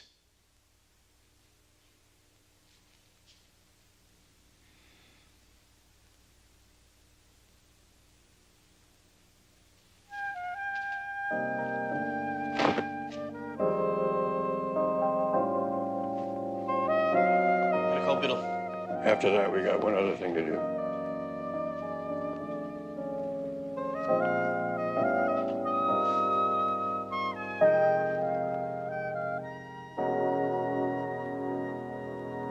Excuse me. Excuse me.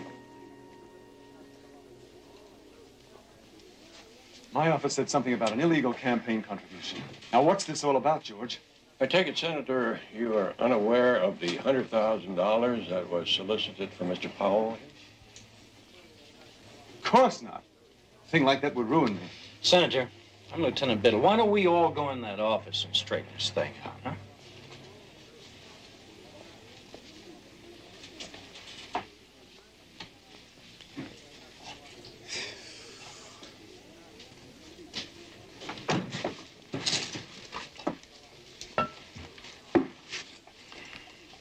What happened? Well, I got a feeling Anderson and Powell are going to be put away for a long time. What about me? So, Lieutenant, is he gonna lean hard? Hard enough to make you think twice about leaving the scene of a crime with evidence, but not hard enough to make you bleed. Want me to give you a lift home? No, it's all right. I think I'm gonna hang around for a while. We get into a little politics. Mm-hmm. Don't you think it's a good idea to pass the bar and become a lawyer first? Oh, cramming for exams, right?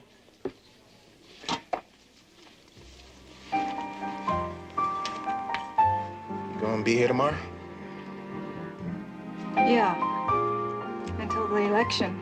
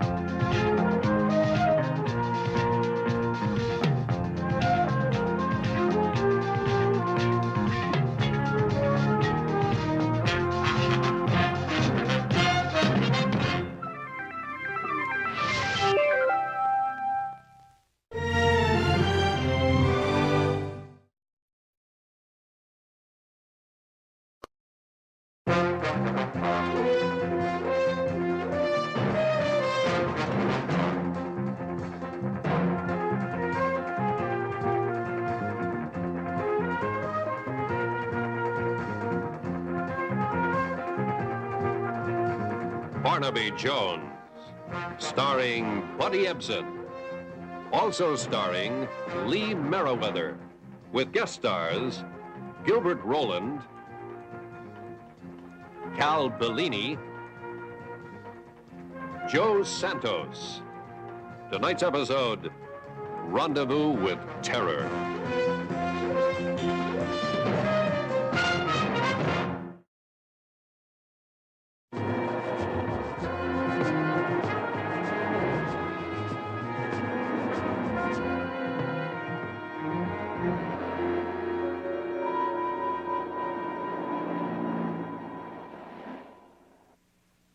You better change your mind. Come to the game with me, Betty. I heard it's going to be a dandy. Barnaby, I'd love to, but I can't. I've got all of this paperwork, and when that's finished, I've got to find a birthday present. Now, that's something that ought to be outlawed. Nobody should be allowed to remind anyone that they're a year older. Just happy over 21, right? I'd settle for happy over 39. Don't work too late. I won't. Enjoy the game.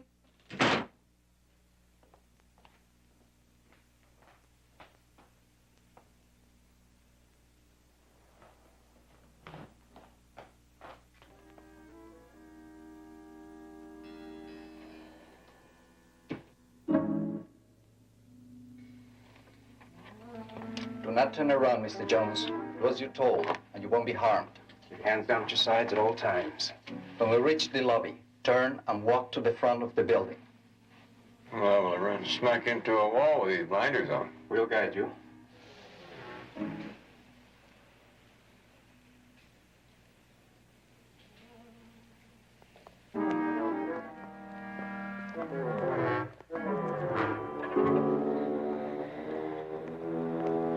Quickly!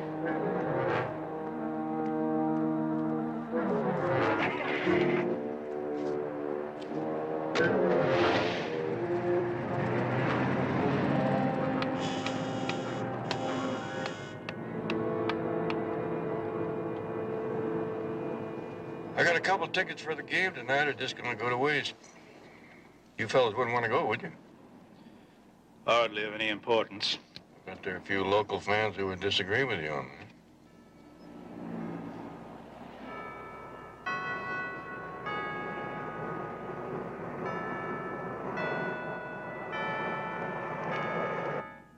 I'm beginning to feel sorry for horses that have to wear blinders.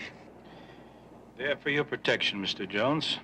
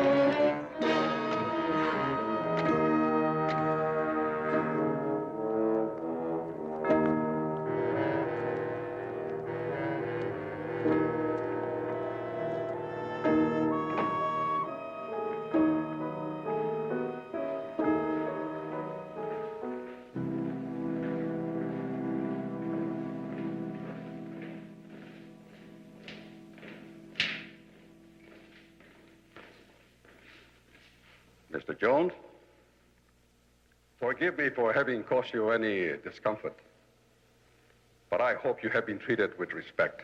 But I've seen a condemned man being given the red carpet treatment, too. I understand. I will explain to you very shortly. Take him to the office.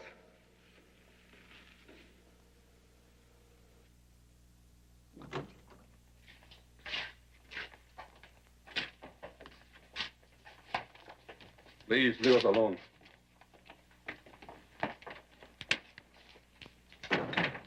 Mr. Jones, you were recommended to me by someone I have complete faith in. I would like to hire your services. Well, that's my business, dealing in services, but I'd rather be here under my own free will and without these blinders. Please. You would recognize me instantly. My anonymity must be maintained. The lives of certain people depend on that. I assure you, Mr. Jones, that the service you will perform for me is most honorable. Ordinarily, under these conditions, I would give you a very short answer, adding up to no. But let's just say that you've got me sufficiently intrigued to listen. I want you to locate somebody for me. I want you to find a man for me.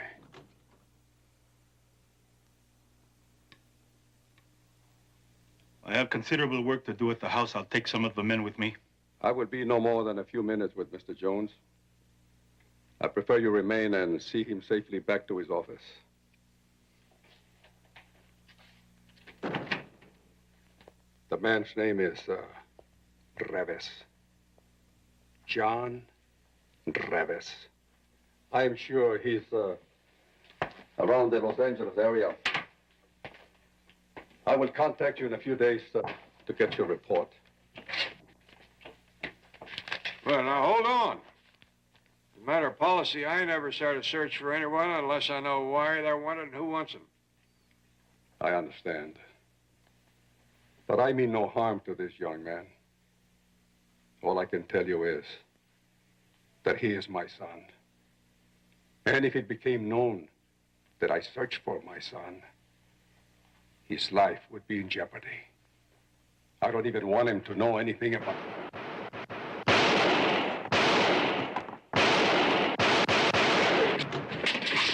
Take him out of here.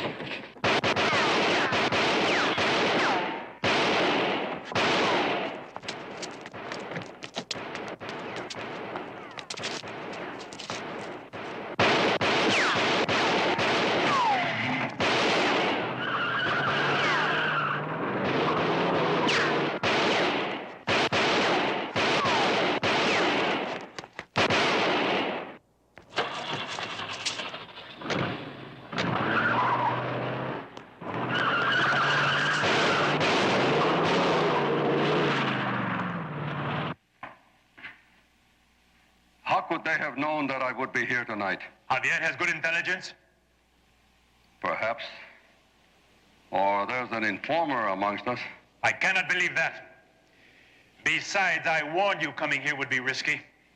You think there is no point in arranging talks with this Javier? Nothing but blood will satisfy Javier. He's a fanatic to the core. I see. Let us return to the house.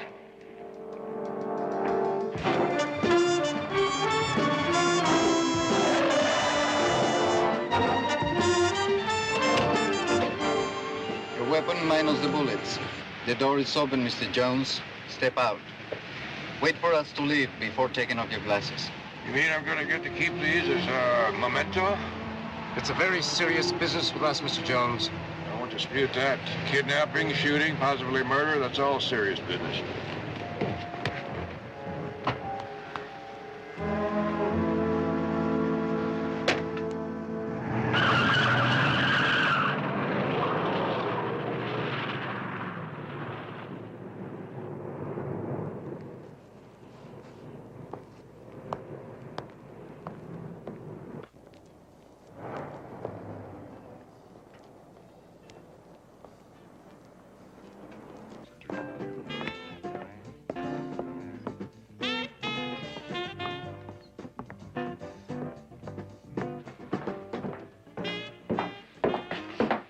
Some bad luck.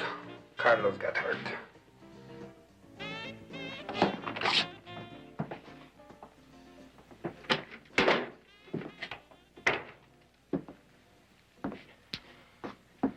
All right.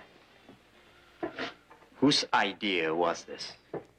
De Vargas just had more men than I we didn't had. ask you how many men he had. I want to know who gave the orders to make this attempt on De Vargas. I did, Javier. The opportunity presented itself. Blew it. You also blew any last chance to have him listen to reason.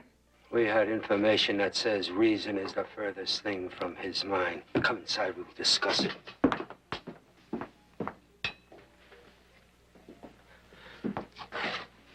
How bad is he?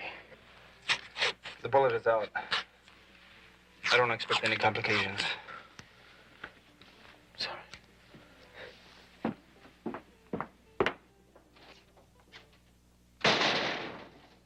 Who leads here, Balazar? There was no time to confer with you. We got word that Vaga would be at Silver's winery tonight meeting with a man. But why the haste? Why use my men like common thugs? Because time now is all important. Vaga has put a price on your head, hired a private detective to locate your whereabouts. He wants you dead. He needs you dead. You don't have to guess any longer why he's in this country, in this particular city. Do you know what your head is worth? $100,000.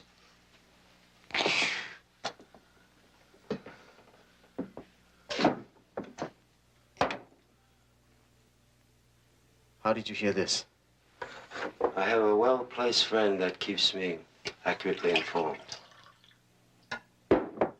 Javier, we have planned to fight this man in the hills of our country, killing only when necessary in the fields of battle. Well, the battle is here now, and the Vaga has chosen the time and place.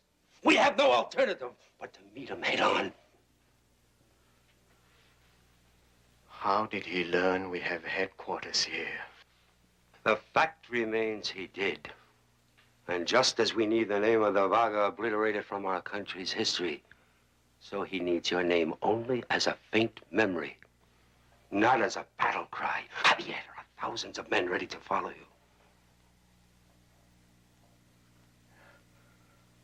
This detective. His name is Barnaby Jones. And what would be your advice regarding him? Javier, leave it in my hands. If this man is anything more than a nuisance, we will dispose of him.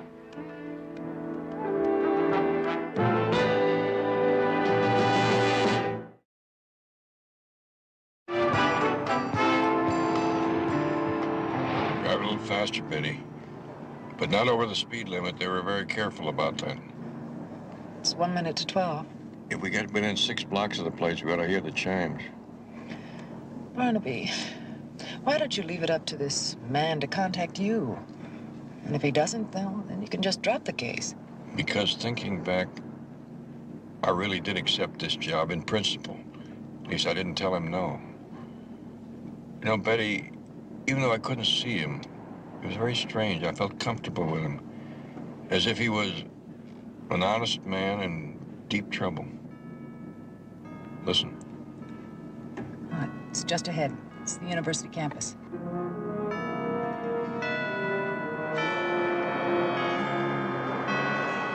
Within 4, 5 minutes, closer to 5, left turn should be a one-way street.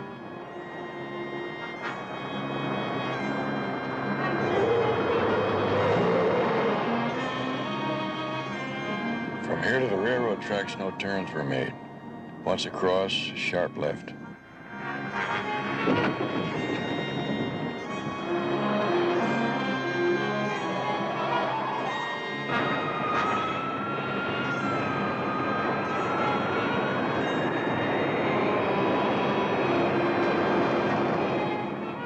We've got to be within a mile of that plant. Motel Row is to the south. East and west streets are too narrow. Try a right turn up ahead. Cross any cobblestones, we start circling.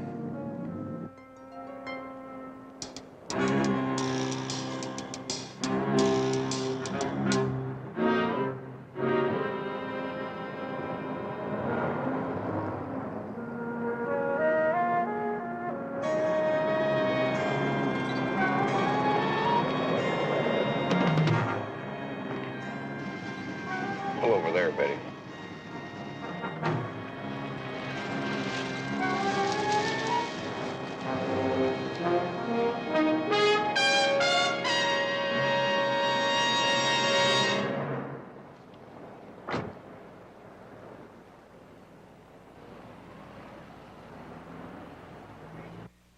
Tienes que trabajar extra esta noche. Good morning.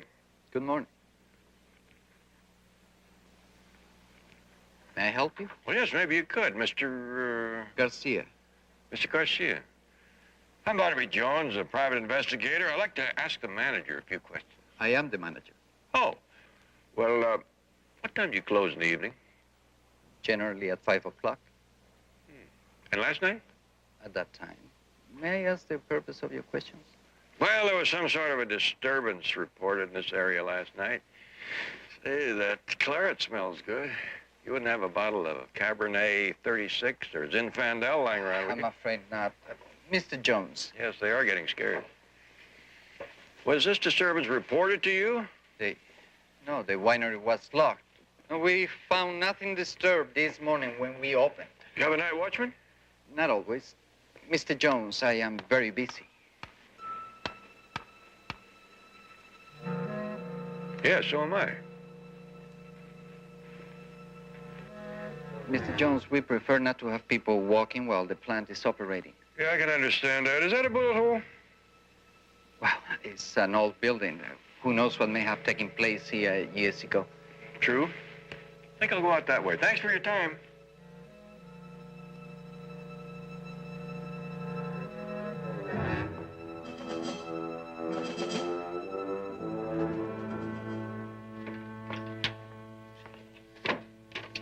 You fool! He was inside before I knew it. You had to give him a tour of the place. I couldn't help it. He asked about a disturbance here last night. I think he knows he was brought here. Which is obvious. He can't prove anything. He knows enough. And that's too much. Barnaby, please. I'll be all right. See you at night. Okay, Driver.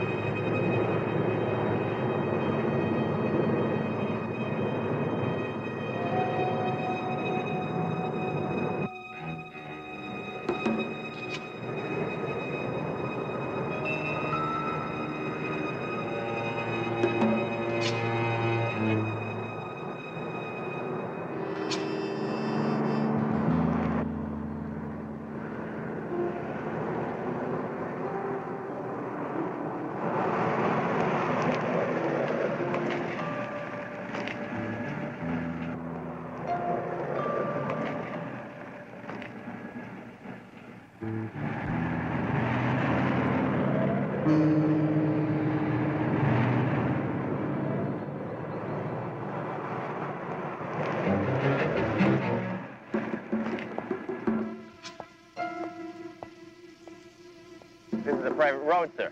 I know it's a private road, son. Now, you just better get on that phone in there and call whoever's in charge and tell them unless they want it to become a very unprivate road with the police, they better talk to me right away. My name's Barnaby Jones. Have a duplicate forwarded to the Paris embassy for their information.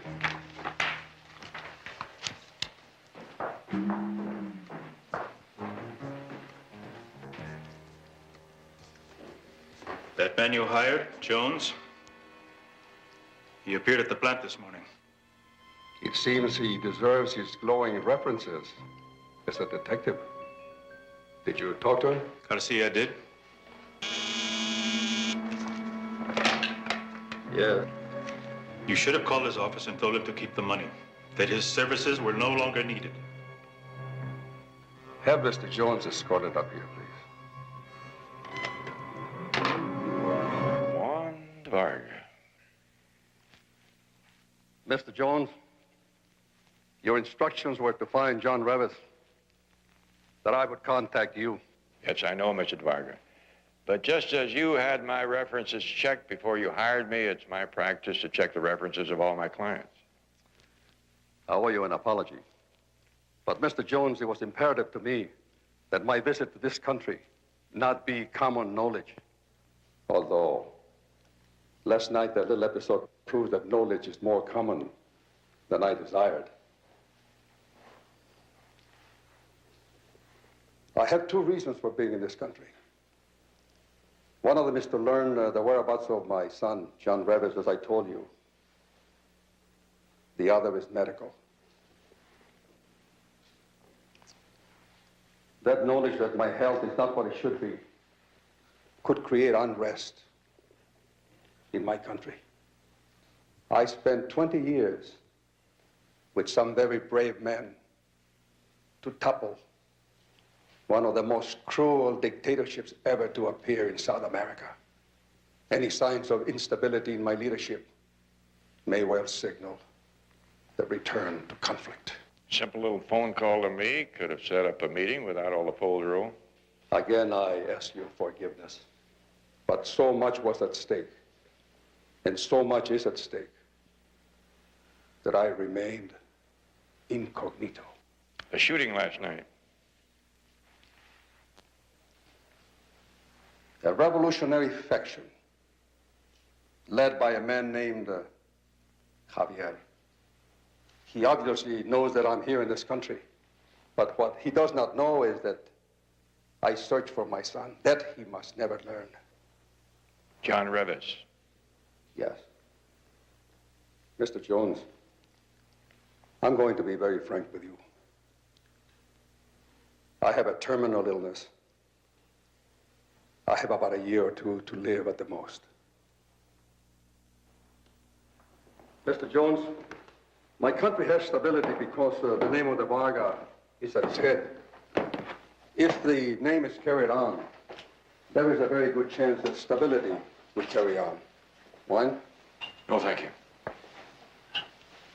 Why isn't your son's name DeVarga? Revis was the name taken by his mother when we separated 20 years ago. 20 years? Yes.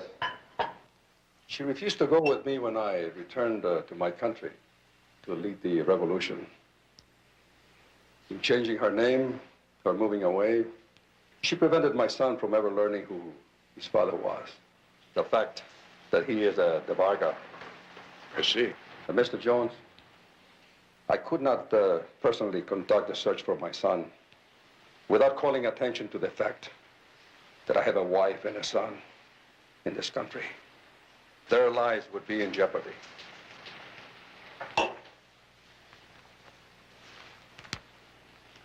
This was taken over 20 years ago. I recently heard that she was seen here in Los Angeles. Such a beautiful woman. Beautiful in every way.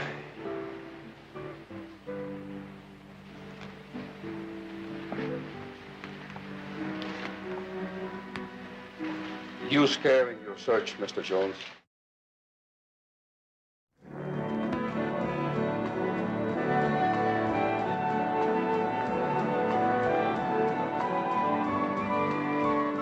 Mrs. Revis. I'm Barnaby Jones. Could I speak to you a moment? What about? Juan DeVarga. He feels it's most urgent. He wants to see his son. He hired me to find him.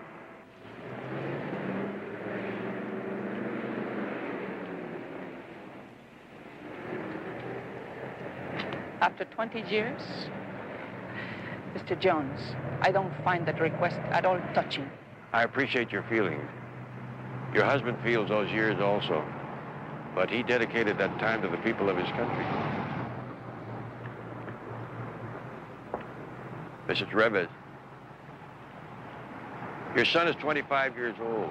Shouldn't he be the one to decide whether he sees his father? After 20 years? Why? Why would he? There could be only one reason. The old lion is dying, isn't he?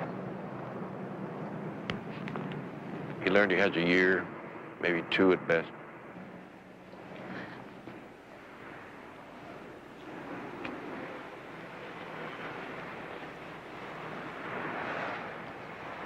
He had such strength. Yes, perhaps you are right. The boy should make his own decision. Should I talk to him? I don't know where he is at the present time. He travels a great deal. He's been very restless since he graduated law school. He telephones, sometimes he visits. Do you know of any of his close friends who might know where he is? Well, he seldom talks to me about... He once brought a girl here to dinner, Angela. In talking to her, she told me that she worked at the Bellew fabric shop. It's on the boulevard south of here. Is there anything you'd like me to tell your husband? Just that I wish him well.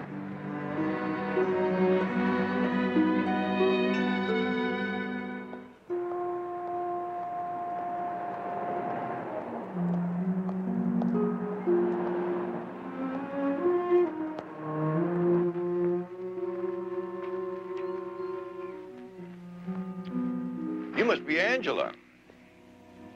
You certainly answered the description. Why, thank you. What can I do for you? My name is Barnaby Jones. I'm a private investigator, estates, insurance work. Seems there's a John Revis who is having a sort of an inheritance problem. I know this all sounds very vague, but I'd like to talk to him. What have I got to do with this John Revis? His mother referred me to you, said you might be able to help me find him. I understand he moves around a lot. Yes, he does. Any idea at all of where he is? Well, I might be able to find him in one place. If you wait, I can phone. Sure.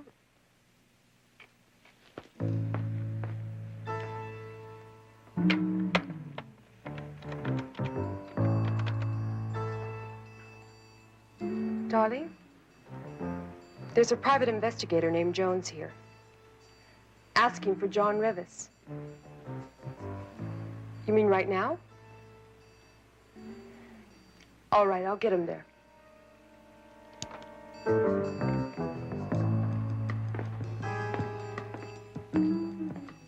He's at a friend's. He asked if we could join him for lunch. Fine. That is, if the lunch is on me. That's very kind of you.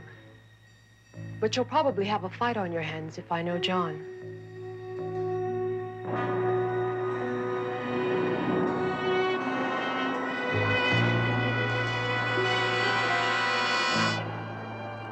There's the dining room off the back entrance.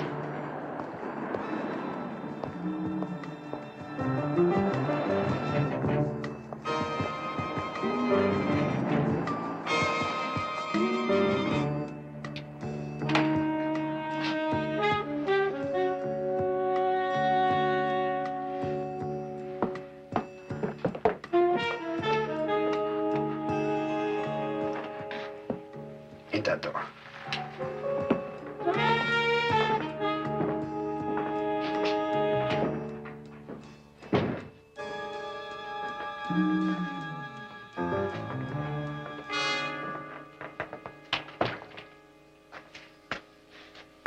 What do we do? Send out for the lunches? You'll find that I'm not a man to joke with, Mr. Jones. Doesn't that prove a disadvantage in everyday living? You will tell me here and now why the Vaga hired you.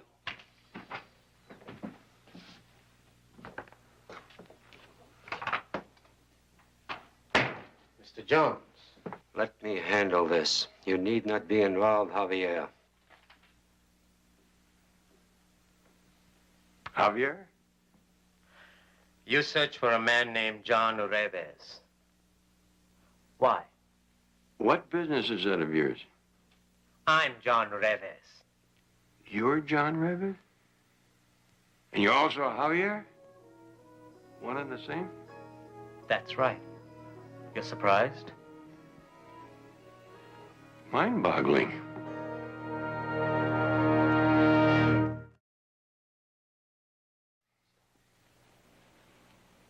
What do you say to a meeting with Varga?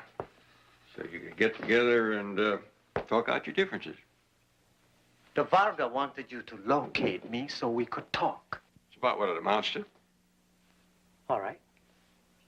Then let him come here. Don't think it'd be practical.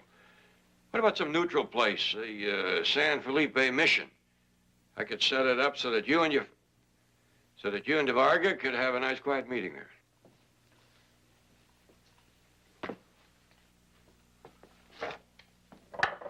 Were you about to say something else? How's that suit you? Face-to-face meeting at the mission. I can't believe he's sincere.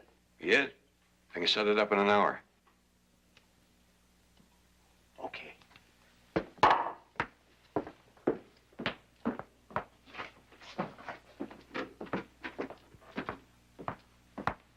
Return his weapon. What is this? Return it. 1 hour? 1 hour. Explain what you are doing. Meeting with DeVarga, the San Felipe mission. For what purposes? To talk.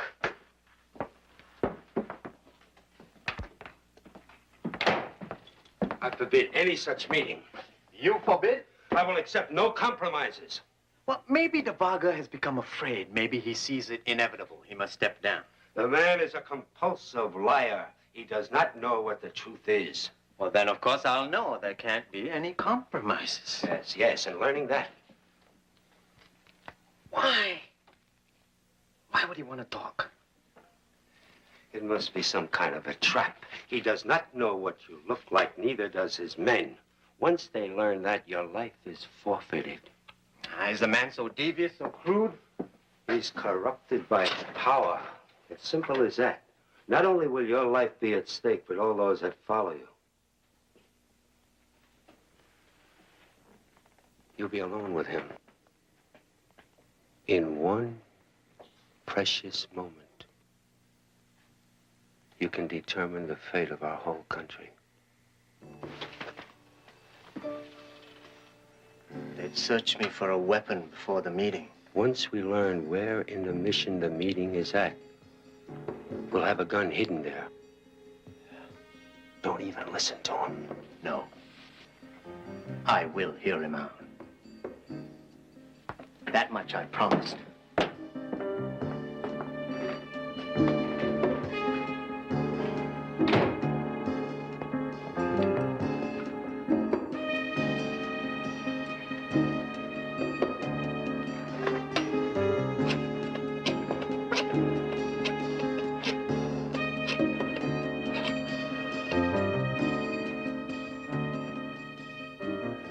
I want you to listen very carefully. And if Javier doesn't act, all right, then we must go beyond that. Then both of them must go.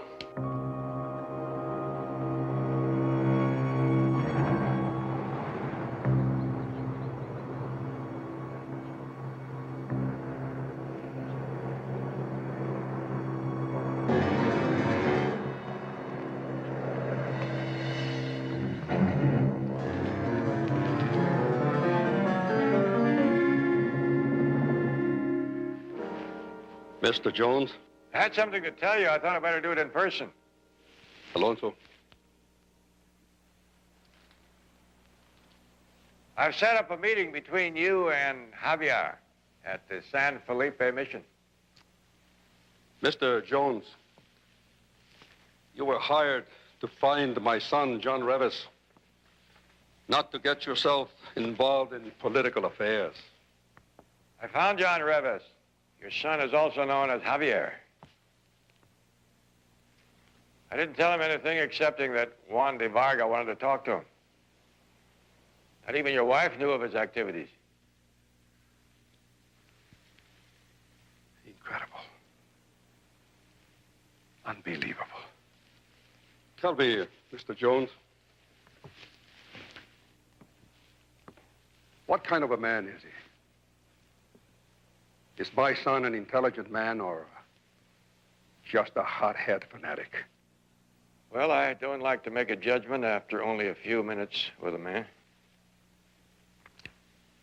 That would be up to me to find out. But as Juan de Varga talking to Javier, not as a father talking to a son. It makes me kind of nervous. The man you'll be talking to sees your death as the best thing that could happen. Wouldn't it be safer to tell him he's your son right off? No, Mr. Jones. I will have to find out what kind of a man he really is. That is very important to me.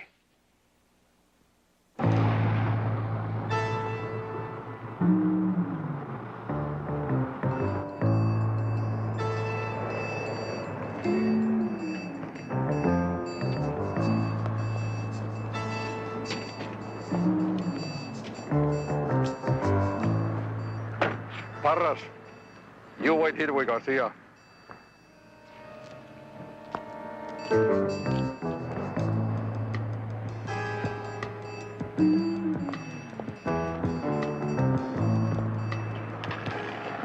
Javier has been searched. He's not armed. Waits for you in the courtyard beyond.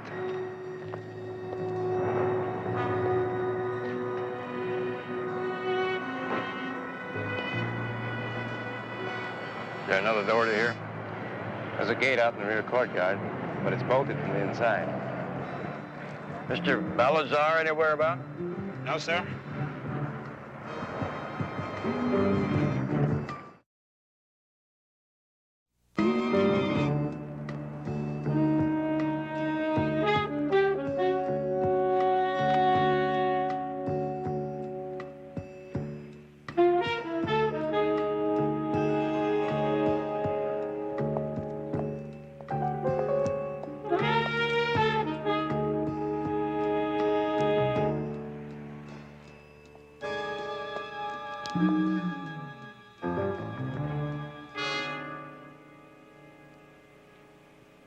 So, you are Javier. I must say, you do not look like much. But you do. Which proves, doesn't it, appearances are deceiving. I have heard that you are a lawyer. Lawyers deal in logic, do they not? Don't waste my time with riddles, huh? Oh, I forgot. Your time is very precious. 24 hours a day devoted to intrigue. You talk of intrigue. How many of my men do you have rotting in your prisons? As many as deserve it. In civilized countries, terrorizing people is not permitted. Making speeches in a plaza is terrorizing. Huh? Making speeches to draw the crowds so that the bombs could be more effective? Yes. That was not our doing. Perhaps you are not aware of all the tactics your men are using. The bombs could have been planted by your orders to discredit us. Javier, you are beginning to bore me. Is this your idea of a talk? Insults? Tell me, John. Don't call me by my familiar name. Sorry. It came out naturally.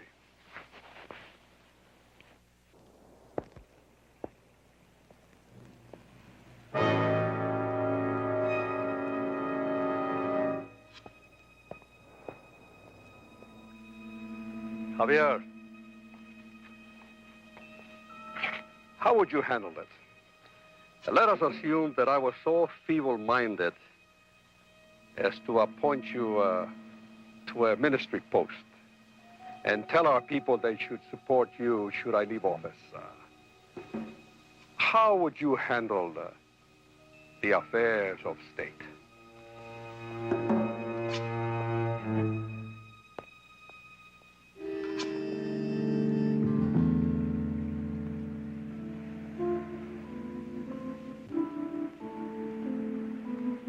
Everything you've neglected.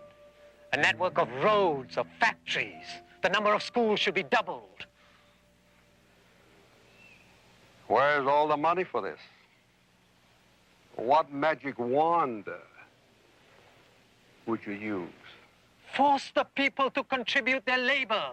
Force every man and every woman to work.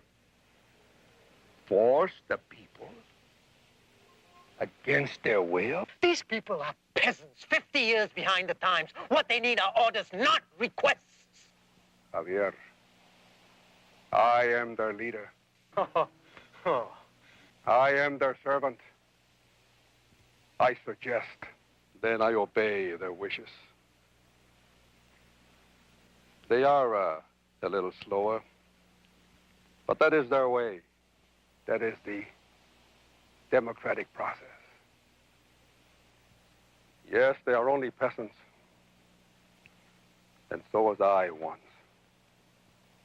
But even a peasant must feel that he is a man of importance, that he has a voice in his own destiny. Freedom cannot be qualified.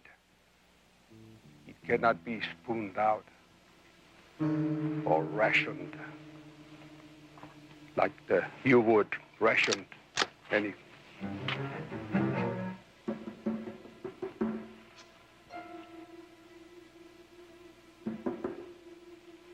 The fool's answer to logic.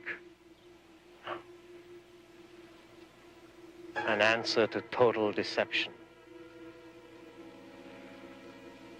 You would be a leader, Javier, and not know when a man lies? Have you not learned how to read the truth in a man's face? Is there no doubt in your mind that I am anything else but the man you see and listen to?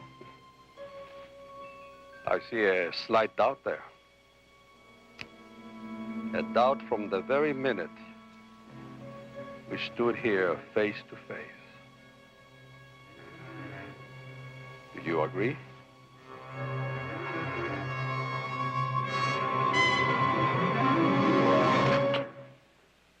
Javier, there's something important I want to say to you. Come with me to the car.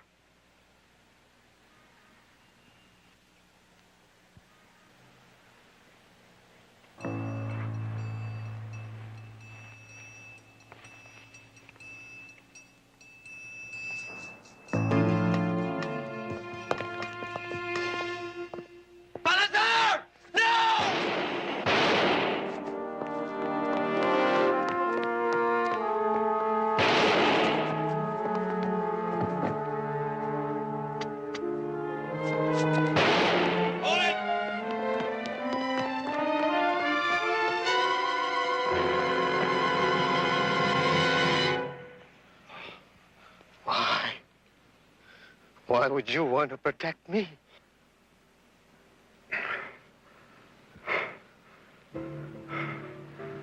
Is it strange for a man to protect his own flesh and blood?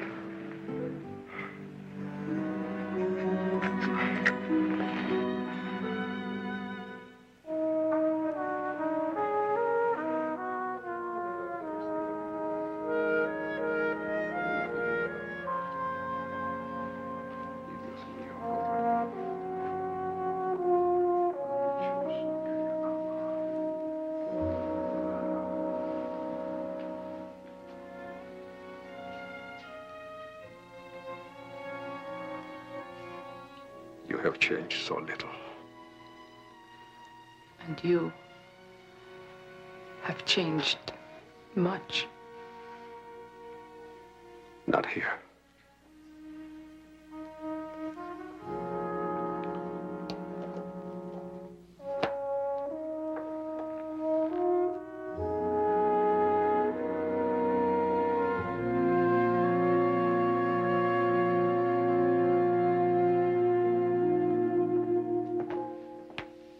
John, I think I'll say goodbye here. They're having an important talk. Yes, but she won't come with us. The hurt is too deep. Mr. Jones, it was a great pleasure meeting you. Well, I don't know if I can call it a pleasure, but it was an experience.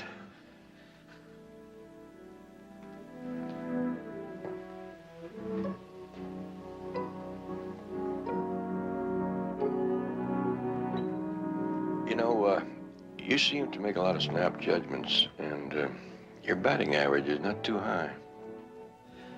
What do you mean? You've underestimated your father again.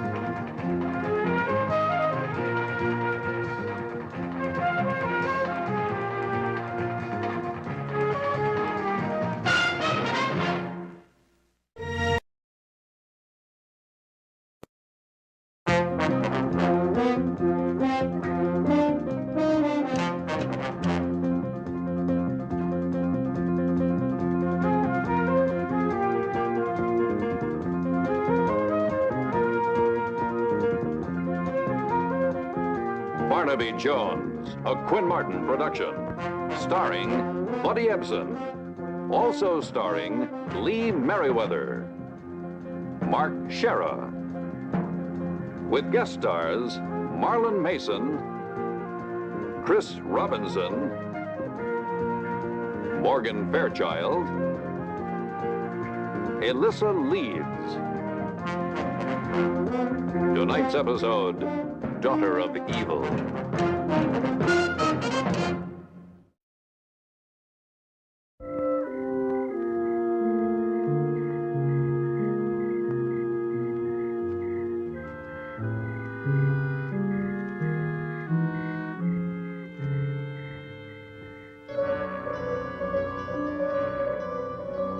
The house is beautiful, Andre. Who decorated it? My wife. She's really quite artistic. In fact, that's why she's in Paris, to pick up a few more paintings. I'm glad she's away. Otherwise, I'd never get to see where you live. I wish I could bring her here more often. But then... little something extra. You deserve it. You're gonna spoil me. Andre, my scarf, I must have left it upstairs. So glad you remembered. It wouldn't do to have my wife find it now, would it?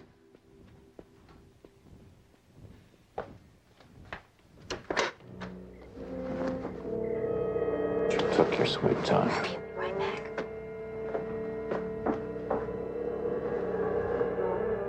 Here we are.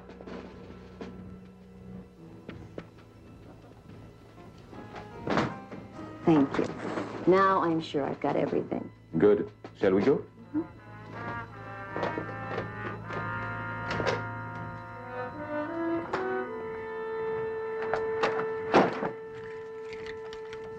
Bonne chance, burglars. Modern science is waiting for you.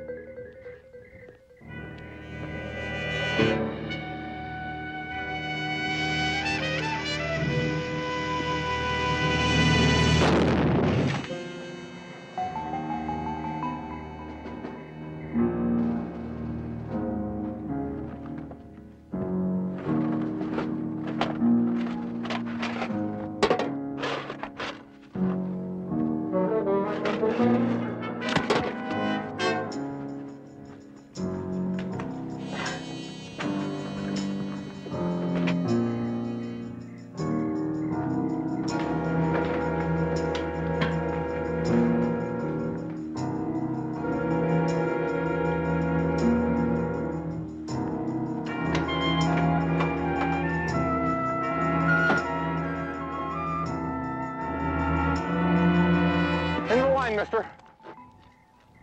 Put your hands up, behind your head. You mind if I put this down? Sure.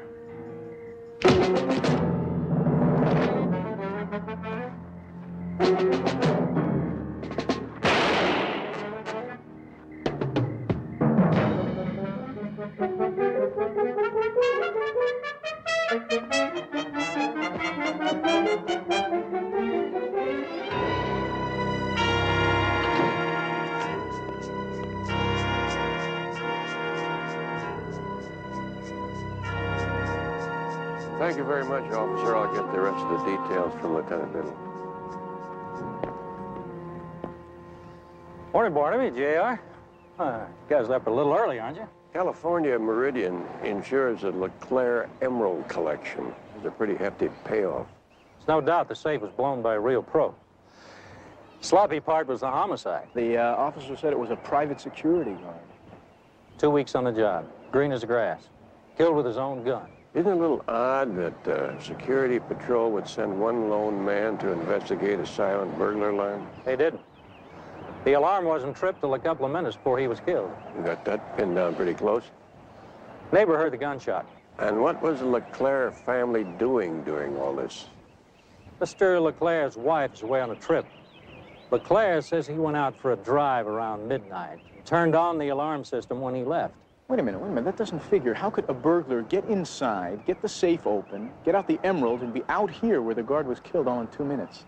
Offhand, I'd say he couldn't. Maybe Mr. LeClaire wasn't as alone in the house as he thought he was. Well, that's pretty close to the way we got it figured. Come on, I'll introduce you to LeClaire.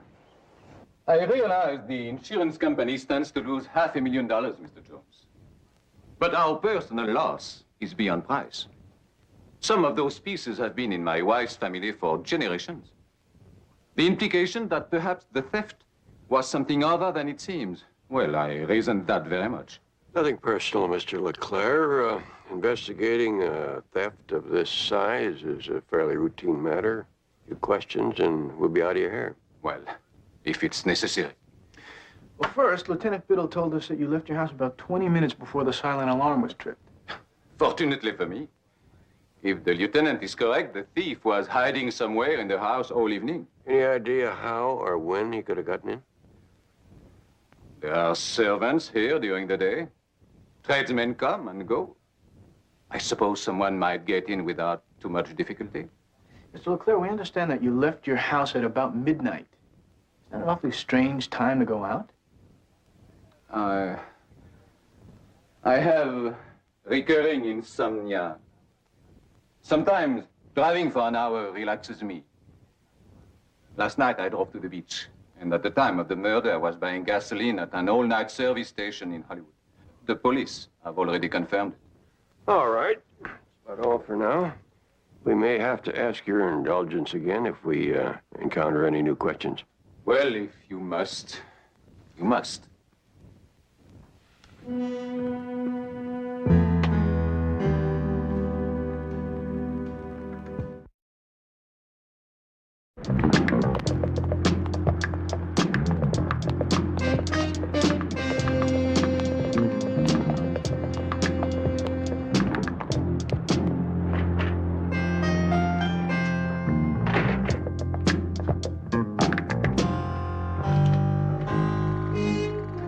Not in here, dear. You want to see Mrs. Gray. Back through there. First door on the right. Great, thanks. And what's the first thing I see when I open the morning paper? Hi, I'm Susie Sinclair. I'm supposed to see Mrs. Gray. Oh, just make yourself comfortable out in the reception office, Susie. I'll be with you in a few minutes. Okay, just a couple of minutes, okay? Okay, so the first thing I see this morning is that Harry iced some security guard. Well, I mean it. I am shook. We all are, Felice. Nobody wanted it to happen that way. I know, but it did, Lorette. It did, and it stinks. Look, I've never been involved in anything this heavy. I never would have gotten involved in this if I'd known something like this was going to happen. Wishing won't make it so, darling. You're going to come out involved up to your pretty little neck no matter how you slice it. Oh, that's terrific, Harry. That's just really beautiful. Well, look, I am not going to stand around here with some murder rap hanging over my head. Now, I'm going to split to New York or Acapulco or somewhere. Felice. Let's not start saying rash things now. You're a much brighter girl than that. I'm just scared. What am I going to do? Right now, you're going to go home. You're going to take a couple of these, and you're going to get a good night's sleep. And then things will look much better tomorrow. I don't like it. All right, then take a couple of days off. And then if you still want to leave, we'll try to work something out. Hey, haven't I always taken good care of my girls? Yeah. No complaints. About you. All right, you call me tomorrow. We'll have lunch. Talk things over.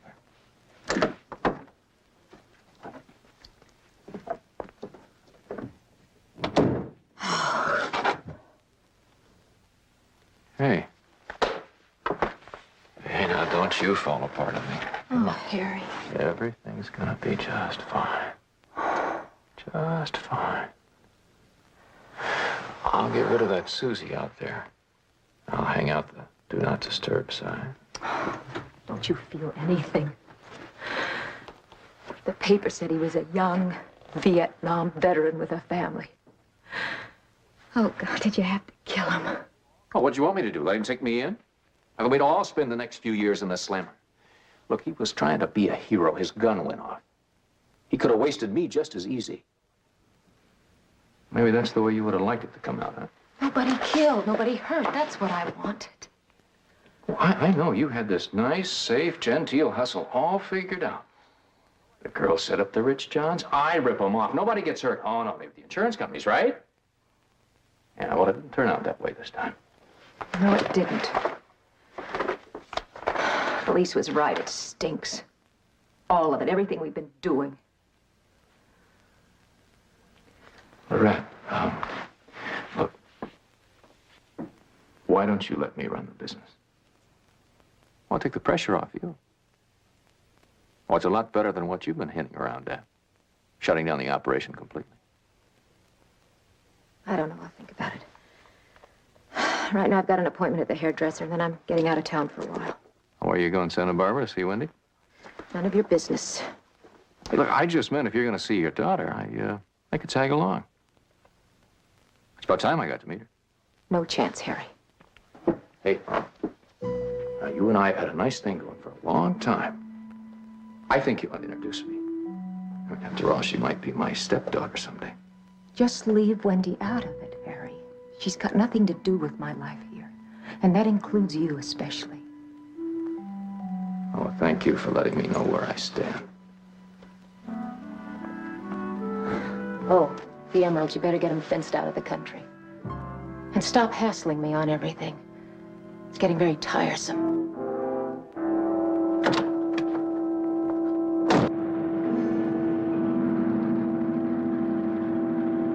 One doesn't like to gossip about a good customer and a fellow countryman, Barnaby. The way I figure, Maurice, when it's $500,000 involved, there's no longer gossip. Perhaps not. Well, I can tell you, André Leclerc is financially sound, thanks to his wife's inheritance, as well as André's very nice salary from the shipping company. I believe they recently made him a vice president of the firm. Well, it certainly doesn't sound like a guy who would fake a robbery just to collect the insurance money for the emeralds. What about Leclerc's personal life? Anything off color there? As to that, Barnaby, we are men of the world. If a man seeks a little variety in female companionship, discreetly, of course. Well, you're talking about a lot of variety or one or two in particular? One in particular. I saw them together several times. Not here, no. This is a family restaurant. But there is a rather active bar down the street. I saw them late at night there. Were you ever introduced to her? Regrettably not. But I can understand that, Barnaby. She is ravishing. Well, what is the name of the place? Maybe somebody knows her there. The Oak Lodge. Oh, thank you very much, Maurice. Barnaby, the smell of the food in here is terrific. I think you could stick around, maybe have an early lunch or something. Oh, I'm so sorry. The place doesn't open for another hour. Excuse me. Please. Another time. I will see you again. If you'd eaten a proper breakfast, you wouldn't be hungry now.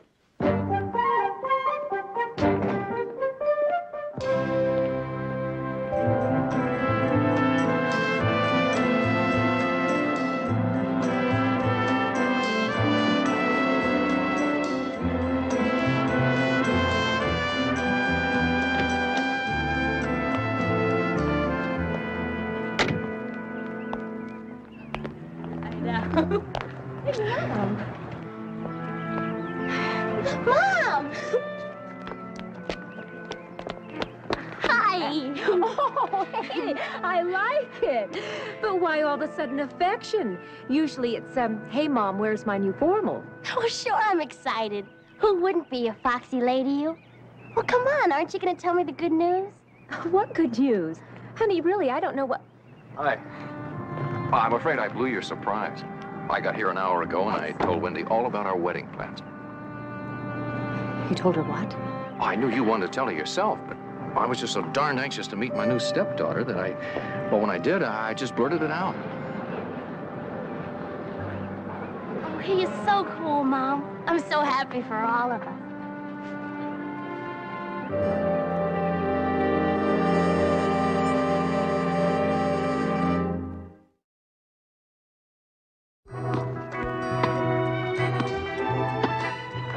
What is it, you're at?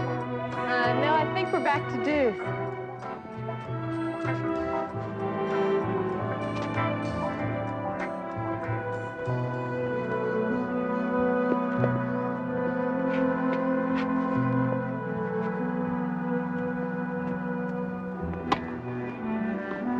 All right, I tried to maneuver you. What else could I do the way you treated me? Just forget it, Harry. There's no way I will ever marry you. I thought I meant something to you. What am I, chopped liver? You know, going into business together spoiled things. 6 months ago, I thought you were the most beautiful. Admit it, Harry. Marrying me is one way of getting your hands on the phone exchange, and the rest of it. That's right, I want the business, and you want out of it. So let me buy it. Let's settle this later, okay? Mom? I lost. All those double faults catch up with you. Yeah, but you're getting a lot better. You are, I can tell. Honey, listen, something has come up, and Harry and I are going to have to go back to Los Angeles now. We can't have dinner together? I'm sorry, but I'll make it up to you next Sunday. That's a promise. Wendy, it was nice meeting you. I'll see you around. What happened? Were you two having a fight just now? No, it was just a discussion about business. Was it something I did? Did I come on too strong about you getting married? Oh, if anybody came on too strong... Hey, you're not to worry about anything. I'll explain it to you on Sunday. We'll spend the whole day together, all right? Sure. That'll be nice. Okay. I love you. Be happy.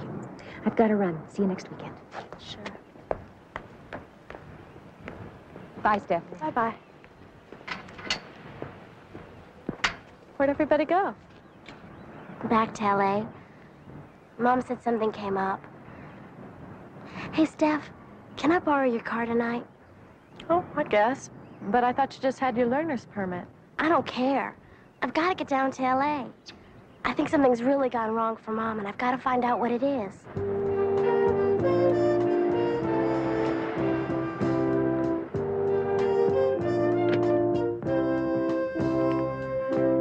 Well, it certainly didn't take you long to get here. Betty said to meet you here. What's up? Well, my waitress friend at the Oak Lodge knows all about LeClaire's girlfriend. Seems that Felice dropped in there all the time, and sometimes with other men. That her name, Felice? Mm-hmm. Felice Winters. One night, one of her dates got so drunk that they had to send him home in a cab. So she and our little waitress took another cab home, and this is where Felice was dropped off.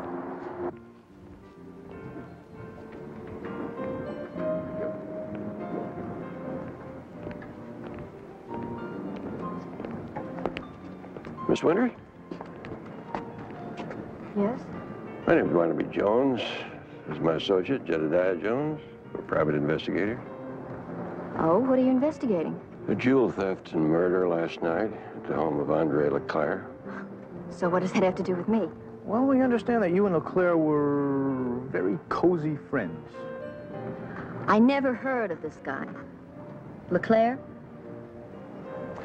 What about Edward McKay, Thomas Martinson, Walter Bennett? All well-to-do men whose homes were burglarized, always while their wives were out of town.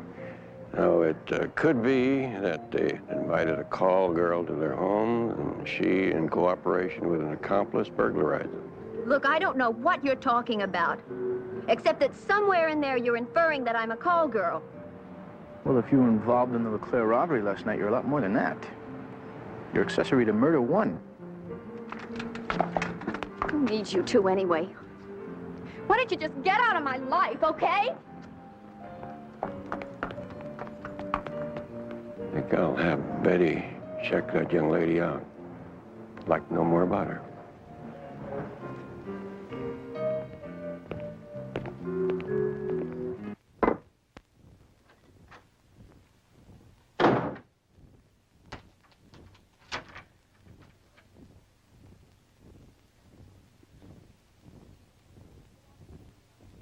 Hello, Harry.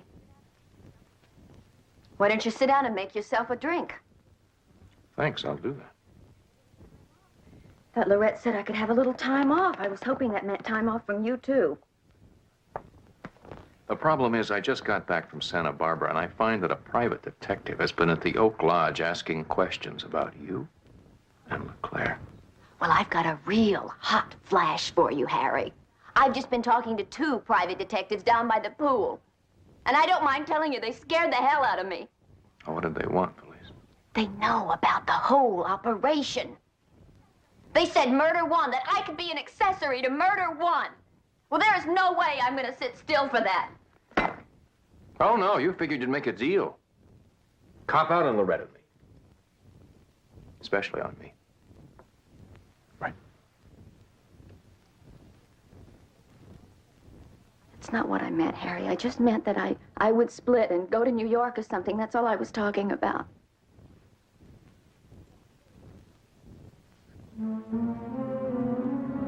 Harry, don't, please. Lorette's mother love and kindness routine is only good up to a certain point, kiddo. We're beyond that. You need a good straightening out, a little reminder about just who runs your life for you. Harry, don't, please. Look, I'll do anything you say. Really, I will. I'll do anything. Oh, you will, doll. Know it.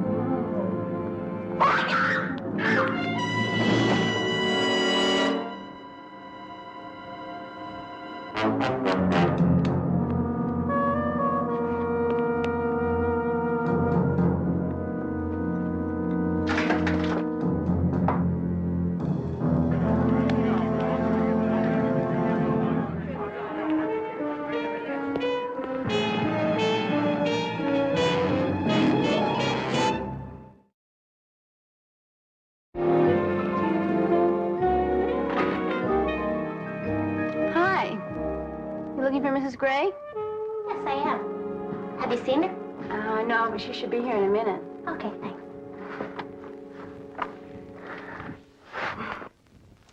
Wow, they're really getting them young these days.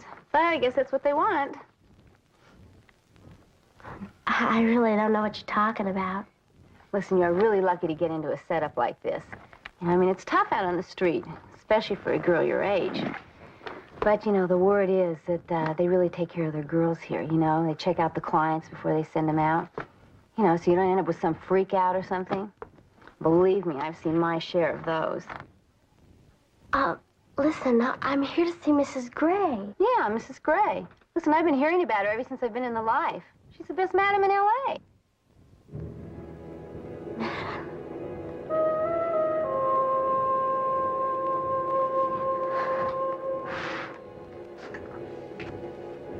Hey, are you tripping out or something? I mean, are you all right?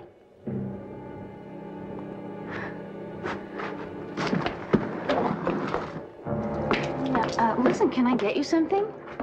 I'll be all right. Just leave me alone. Okay.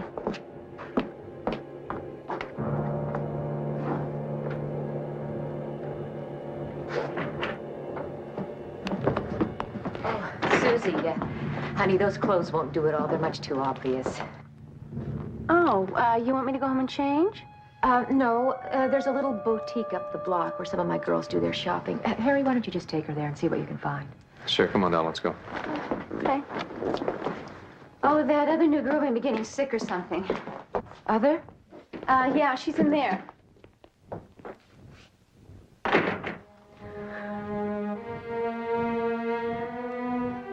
my God, Wendy. My godmother. Wait, honey, you don't understand. Baby, I can explain.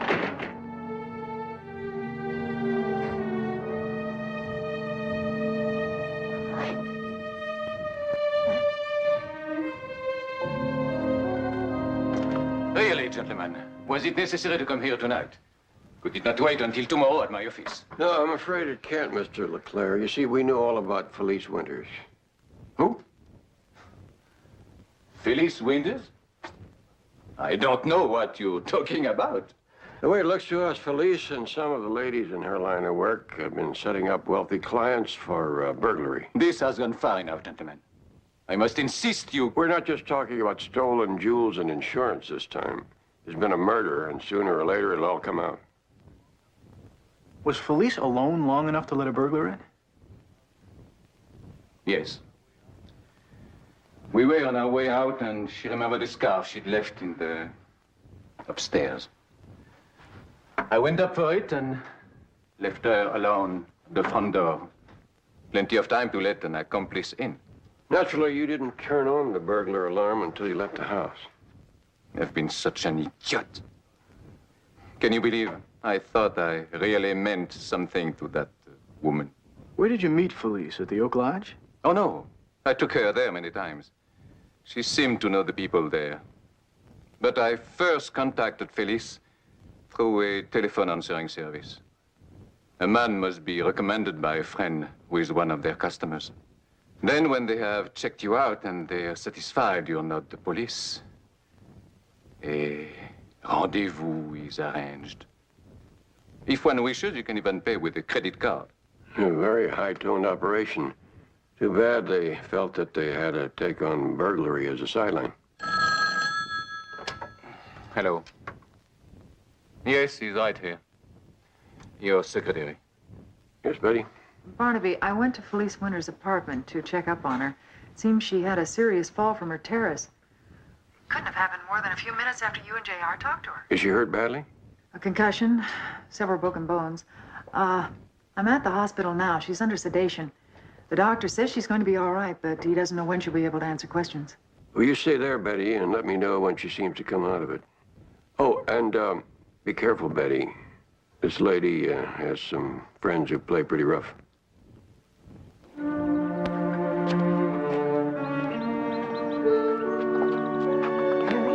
Not a sign. I had every street contact I've got looking for her last night. She didn't show up Santa Barbara. No, I just called the school a few minutes ago. They haven't heard a word. Oh, I should have gotten out sooner before this happened. So she found out. She'll grow up fast. We should get used to the idea. You really think it's that simple? Yeah, I do. She's your daughter, and she loves you. She'll forgive you. All she wants is a little time to figure things out. When she does, she'll turn up. I hope you're right. I think I am, Loretta. In the meantime, business has to go on.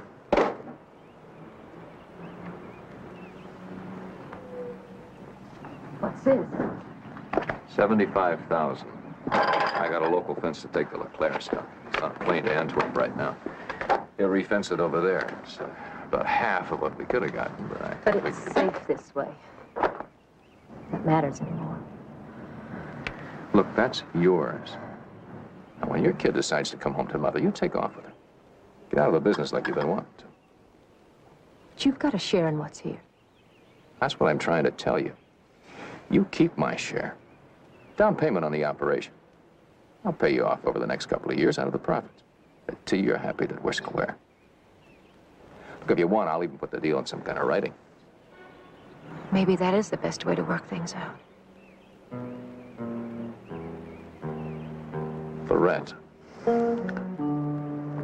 all I want you to do is think about it.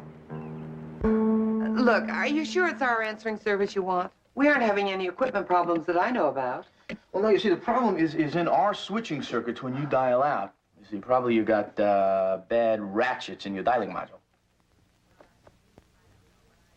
Well, I don't know, but I wish you'd come back after Mrs. Gray gets here. Oh, come on, honey. Give me a break, will ya? I got 6 more of these after I leave here. Well, okay.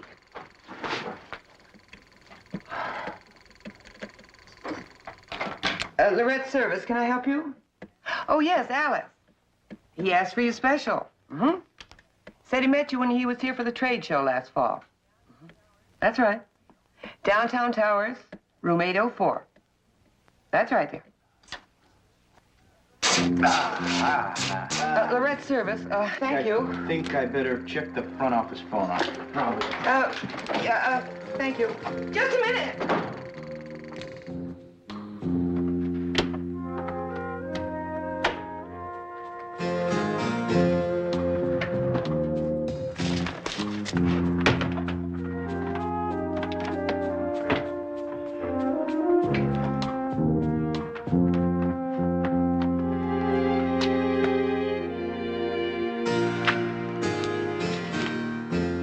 Hello, Mr. Robinson.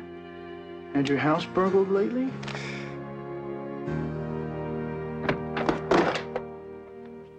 Oh. Who are you? Phone company. You, got a little problem here, but I'll be through in a minute. You know, it's none of my business, but how old are you? As of last night, I'm going on 100. And you're right. It's none of your business. Last night, huh? Sounds heavy. You've got no idea. Wendy? Hi there, Mother.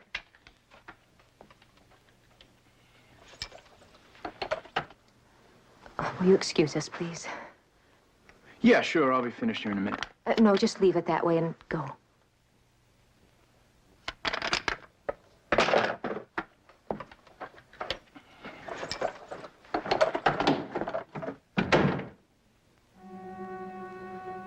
I hope you know how ridiculous you look in that get-up.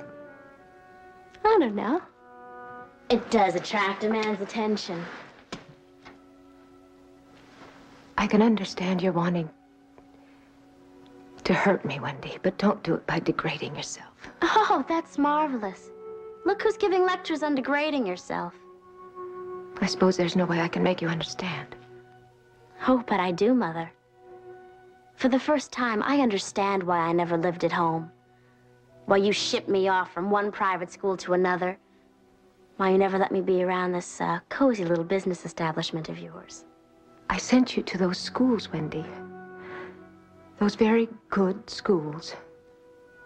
So you'd have some of the advantages I never had. And you paid for those very expensive good schools with money that you got from hookers. And maybe for being a hooker yourself. Were you? Well, were you?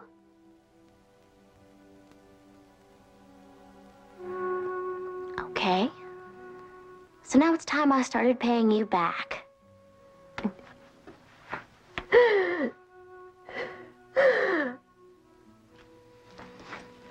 Don't cry, Mom. Please. Oh, I would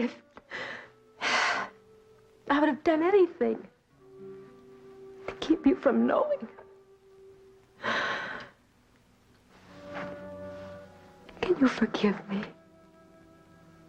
Can you? I just hate that it was for me. That you did all this for me.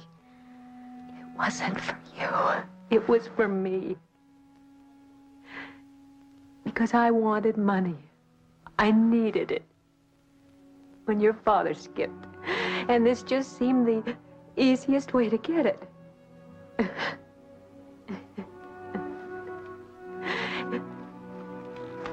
Oh, baby. Oh, baby.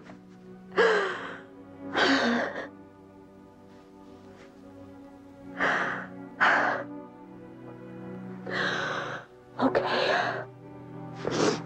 Okay. It's over. Okay? It's all over.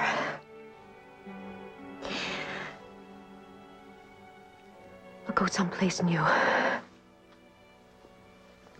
New and clean. New life. Please.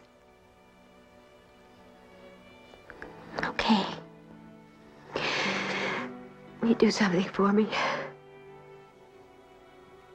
Wash all that gunk off your face. Oh, baby.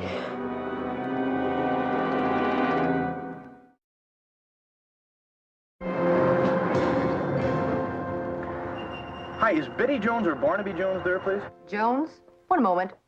Miss Jones, telephone. Then she won't be released right away. It's just too early to tell until we see more x-rays. Thank you. Thank you. Yes, hello? Betty, JR, is Barnaby there? Oh, no, JR. He just went in to see Felice. The doctor says she's coming out of it. Any message? Yeah. Tell him that I got into the answering service office and I found this client book with some names of burglary victims among a lot of others. Anyway, I've seen enough evidence to involve Lieutenant Biddle. I think it's search warrant time. All right, JR. I'll call Lieutenant Biddle right now. I'll talk to you later. You're scared now, Felice, and that's exactly what whoever did this to you wanted to happen. To scare you so that you wouldn't blow the whistle on them. Yeah, well, it worked. But don't you see, the only way to be safe, to be really safe, is to put them where they couldn't do this to you again or to anyone else. I don't know. If I could just get away from here, if I could just go someplace where he couldn't find me. You have a broken leg. How far can you run on that? You're a nice man, aren't you? I mean, really nice. You don't meet too many of those in my line of work. That might tell you something about your line of work, mightn't it?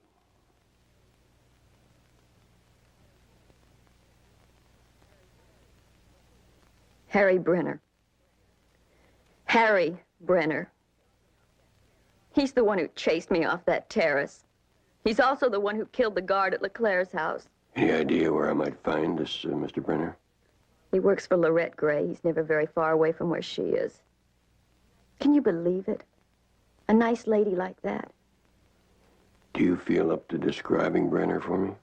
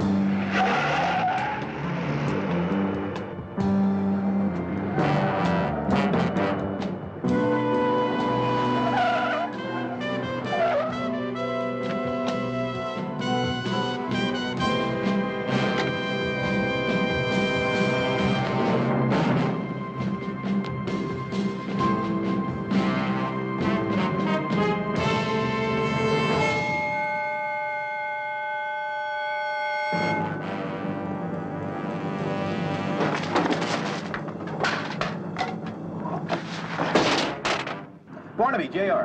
Thought I'd check in. Jedediah, where are you? Well, I followed Lorette Gray and her daughter. They left the answering service, drove to a house in West Hollywood.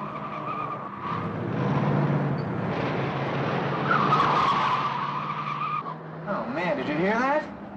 Some jerk in a convertible just went racing by. I thought he was going to take the phone booth with him. You know, I think he's headed to Lorette's place. Did you get a look at him? The big guy, dark hair? Yeah, that looked like him. Who is he? Harry Brenner, the man who killed the security guard. Where are you?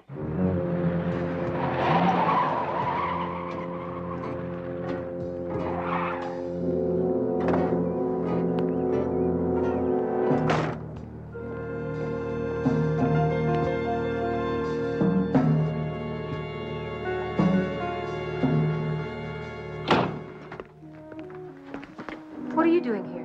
You've got some explaining to do. The records client was everything I need to keep the business going. Now, where is it? Gone, just like I'll be as soon as I get packed. Wendy came back this morning. Well, that's just peachy keen. Lorette, you promised me I could buy you out. Wrong. I never said I'd sell out. I said I'd think about it, which I did, and it came out no sale. Even my money's not good enough for you, is that it? Nobody's money, Harry. The business is not for sale. Why? Why not? Because, Harry, I don't want anything left behind that can tie me to what I've been doing for the last too many years. Nothing. I want all the way out, just clean out. What am I supposed to do? Just stand here and watch you pack up and take off? Well, you should have saved some of the money I've been paying you. Then you could have bought your own stable of girls and gone into business for yourself. Except I don't think it would have worked. You don't have the makings of a real successful pimp, Harry. You're not nice enough.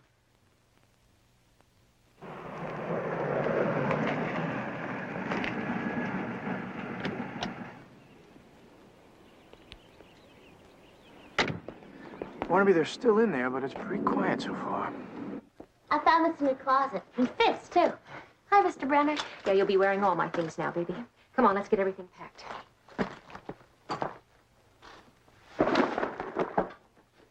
Harry, get away from there. I gave you my share of the Leclerc job, remember? Little down payment on the business. It's in the envelope there with your name on it.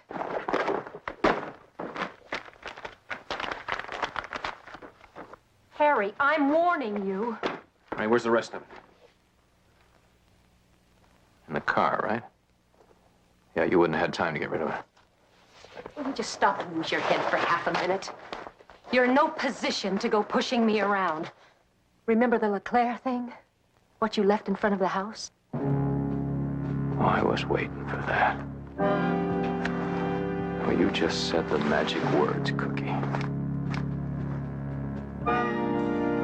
Sweet 16, you're coming with me. Come on. Mom! Now before this thing goes off! All right, listen. Listen, we don't have to do it this way. We can do it your way. Well, you bet we can, love. Only my way just changed a little bit.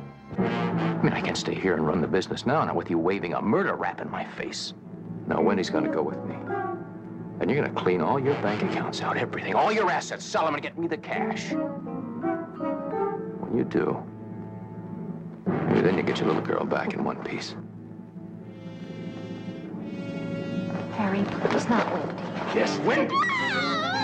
Harry, please! Harry, not with Harry!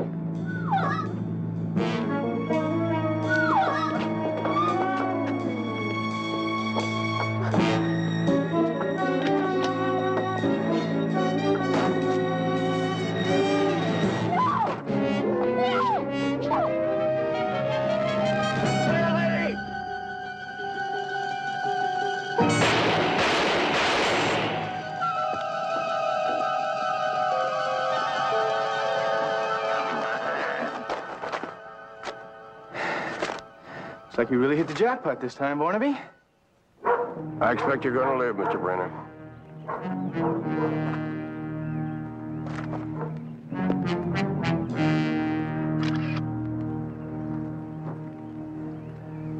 That's quite a haul. All the records from the prostitution operation. Plus, enough evidence for a strong case in the burglaries. I think Mrs. Gray will cooperate. I think she was getting sick of what she was doing about the time it all started to fall apart. They're, sending a matron to take care of you. Since you're still a minor. I guess it's the law or something. Okay. Whatever. You'll be all right, baby. I'm just sorry you have to grow up so fast.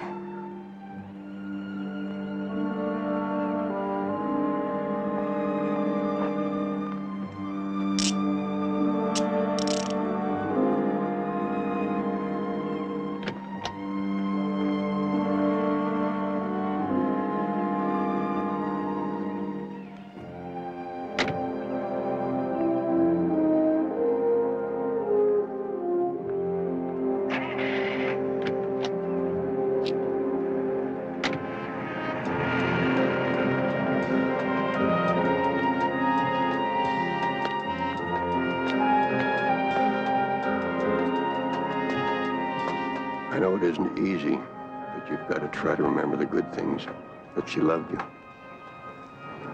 Will I ever get to see her? I'm sure you will. And she's going to need all the love you can give her now, Wendy.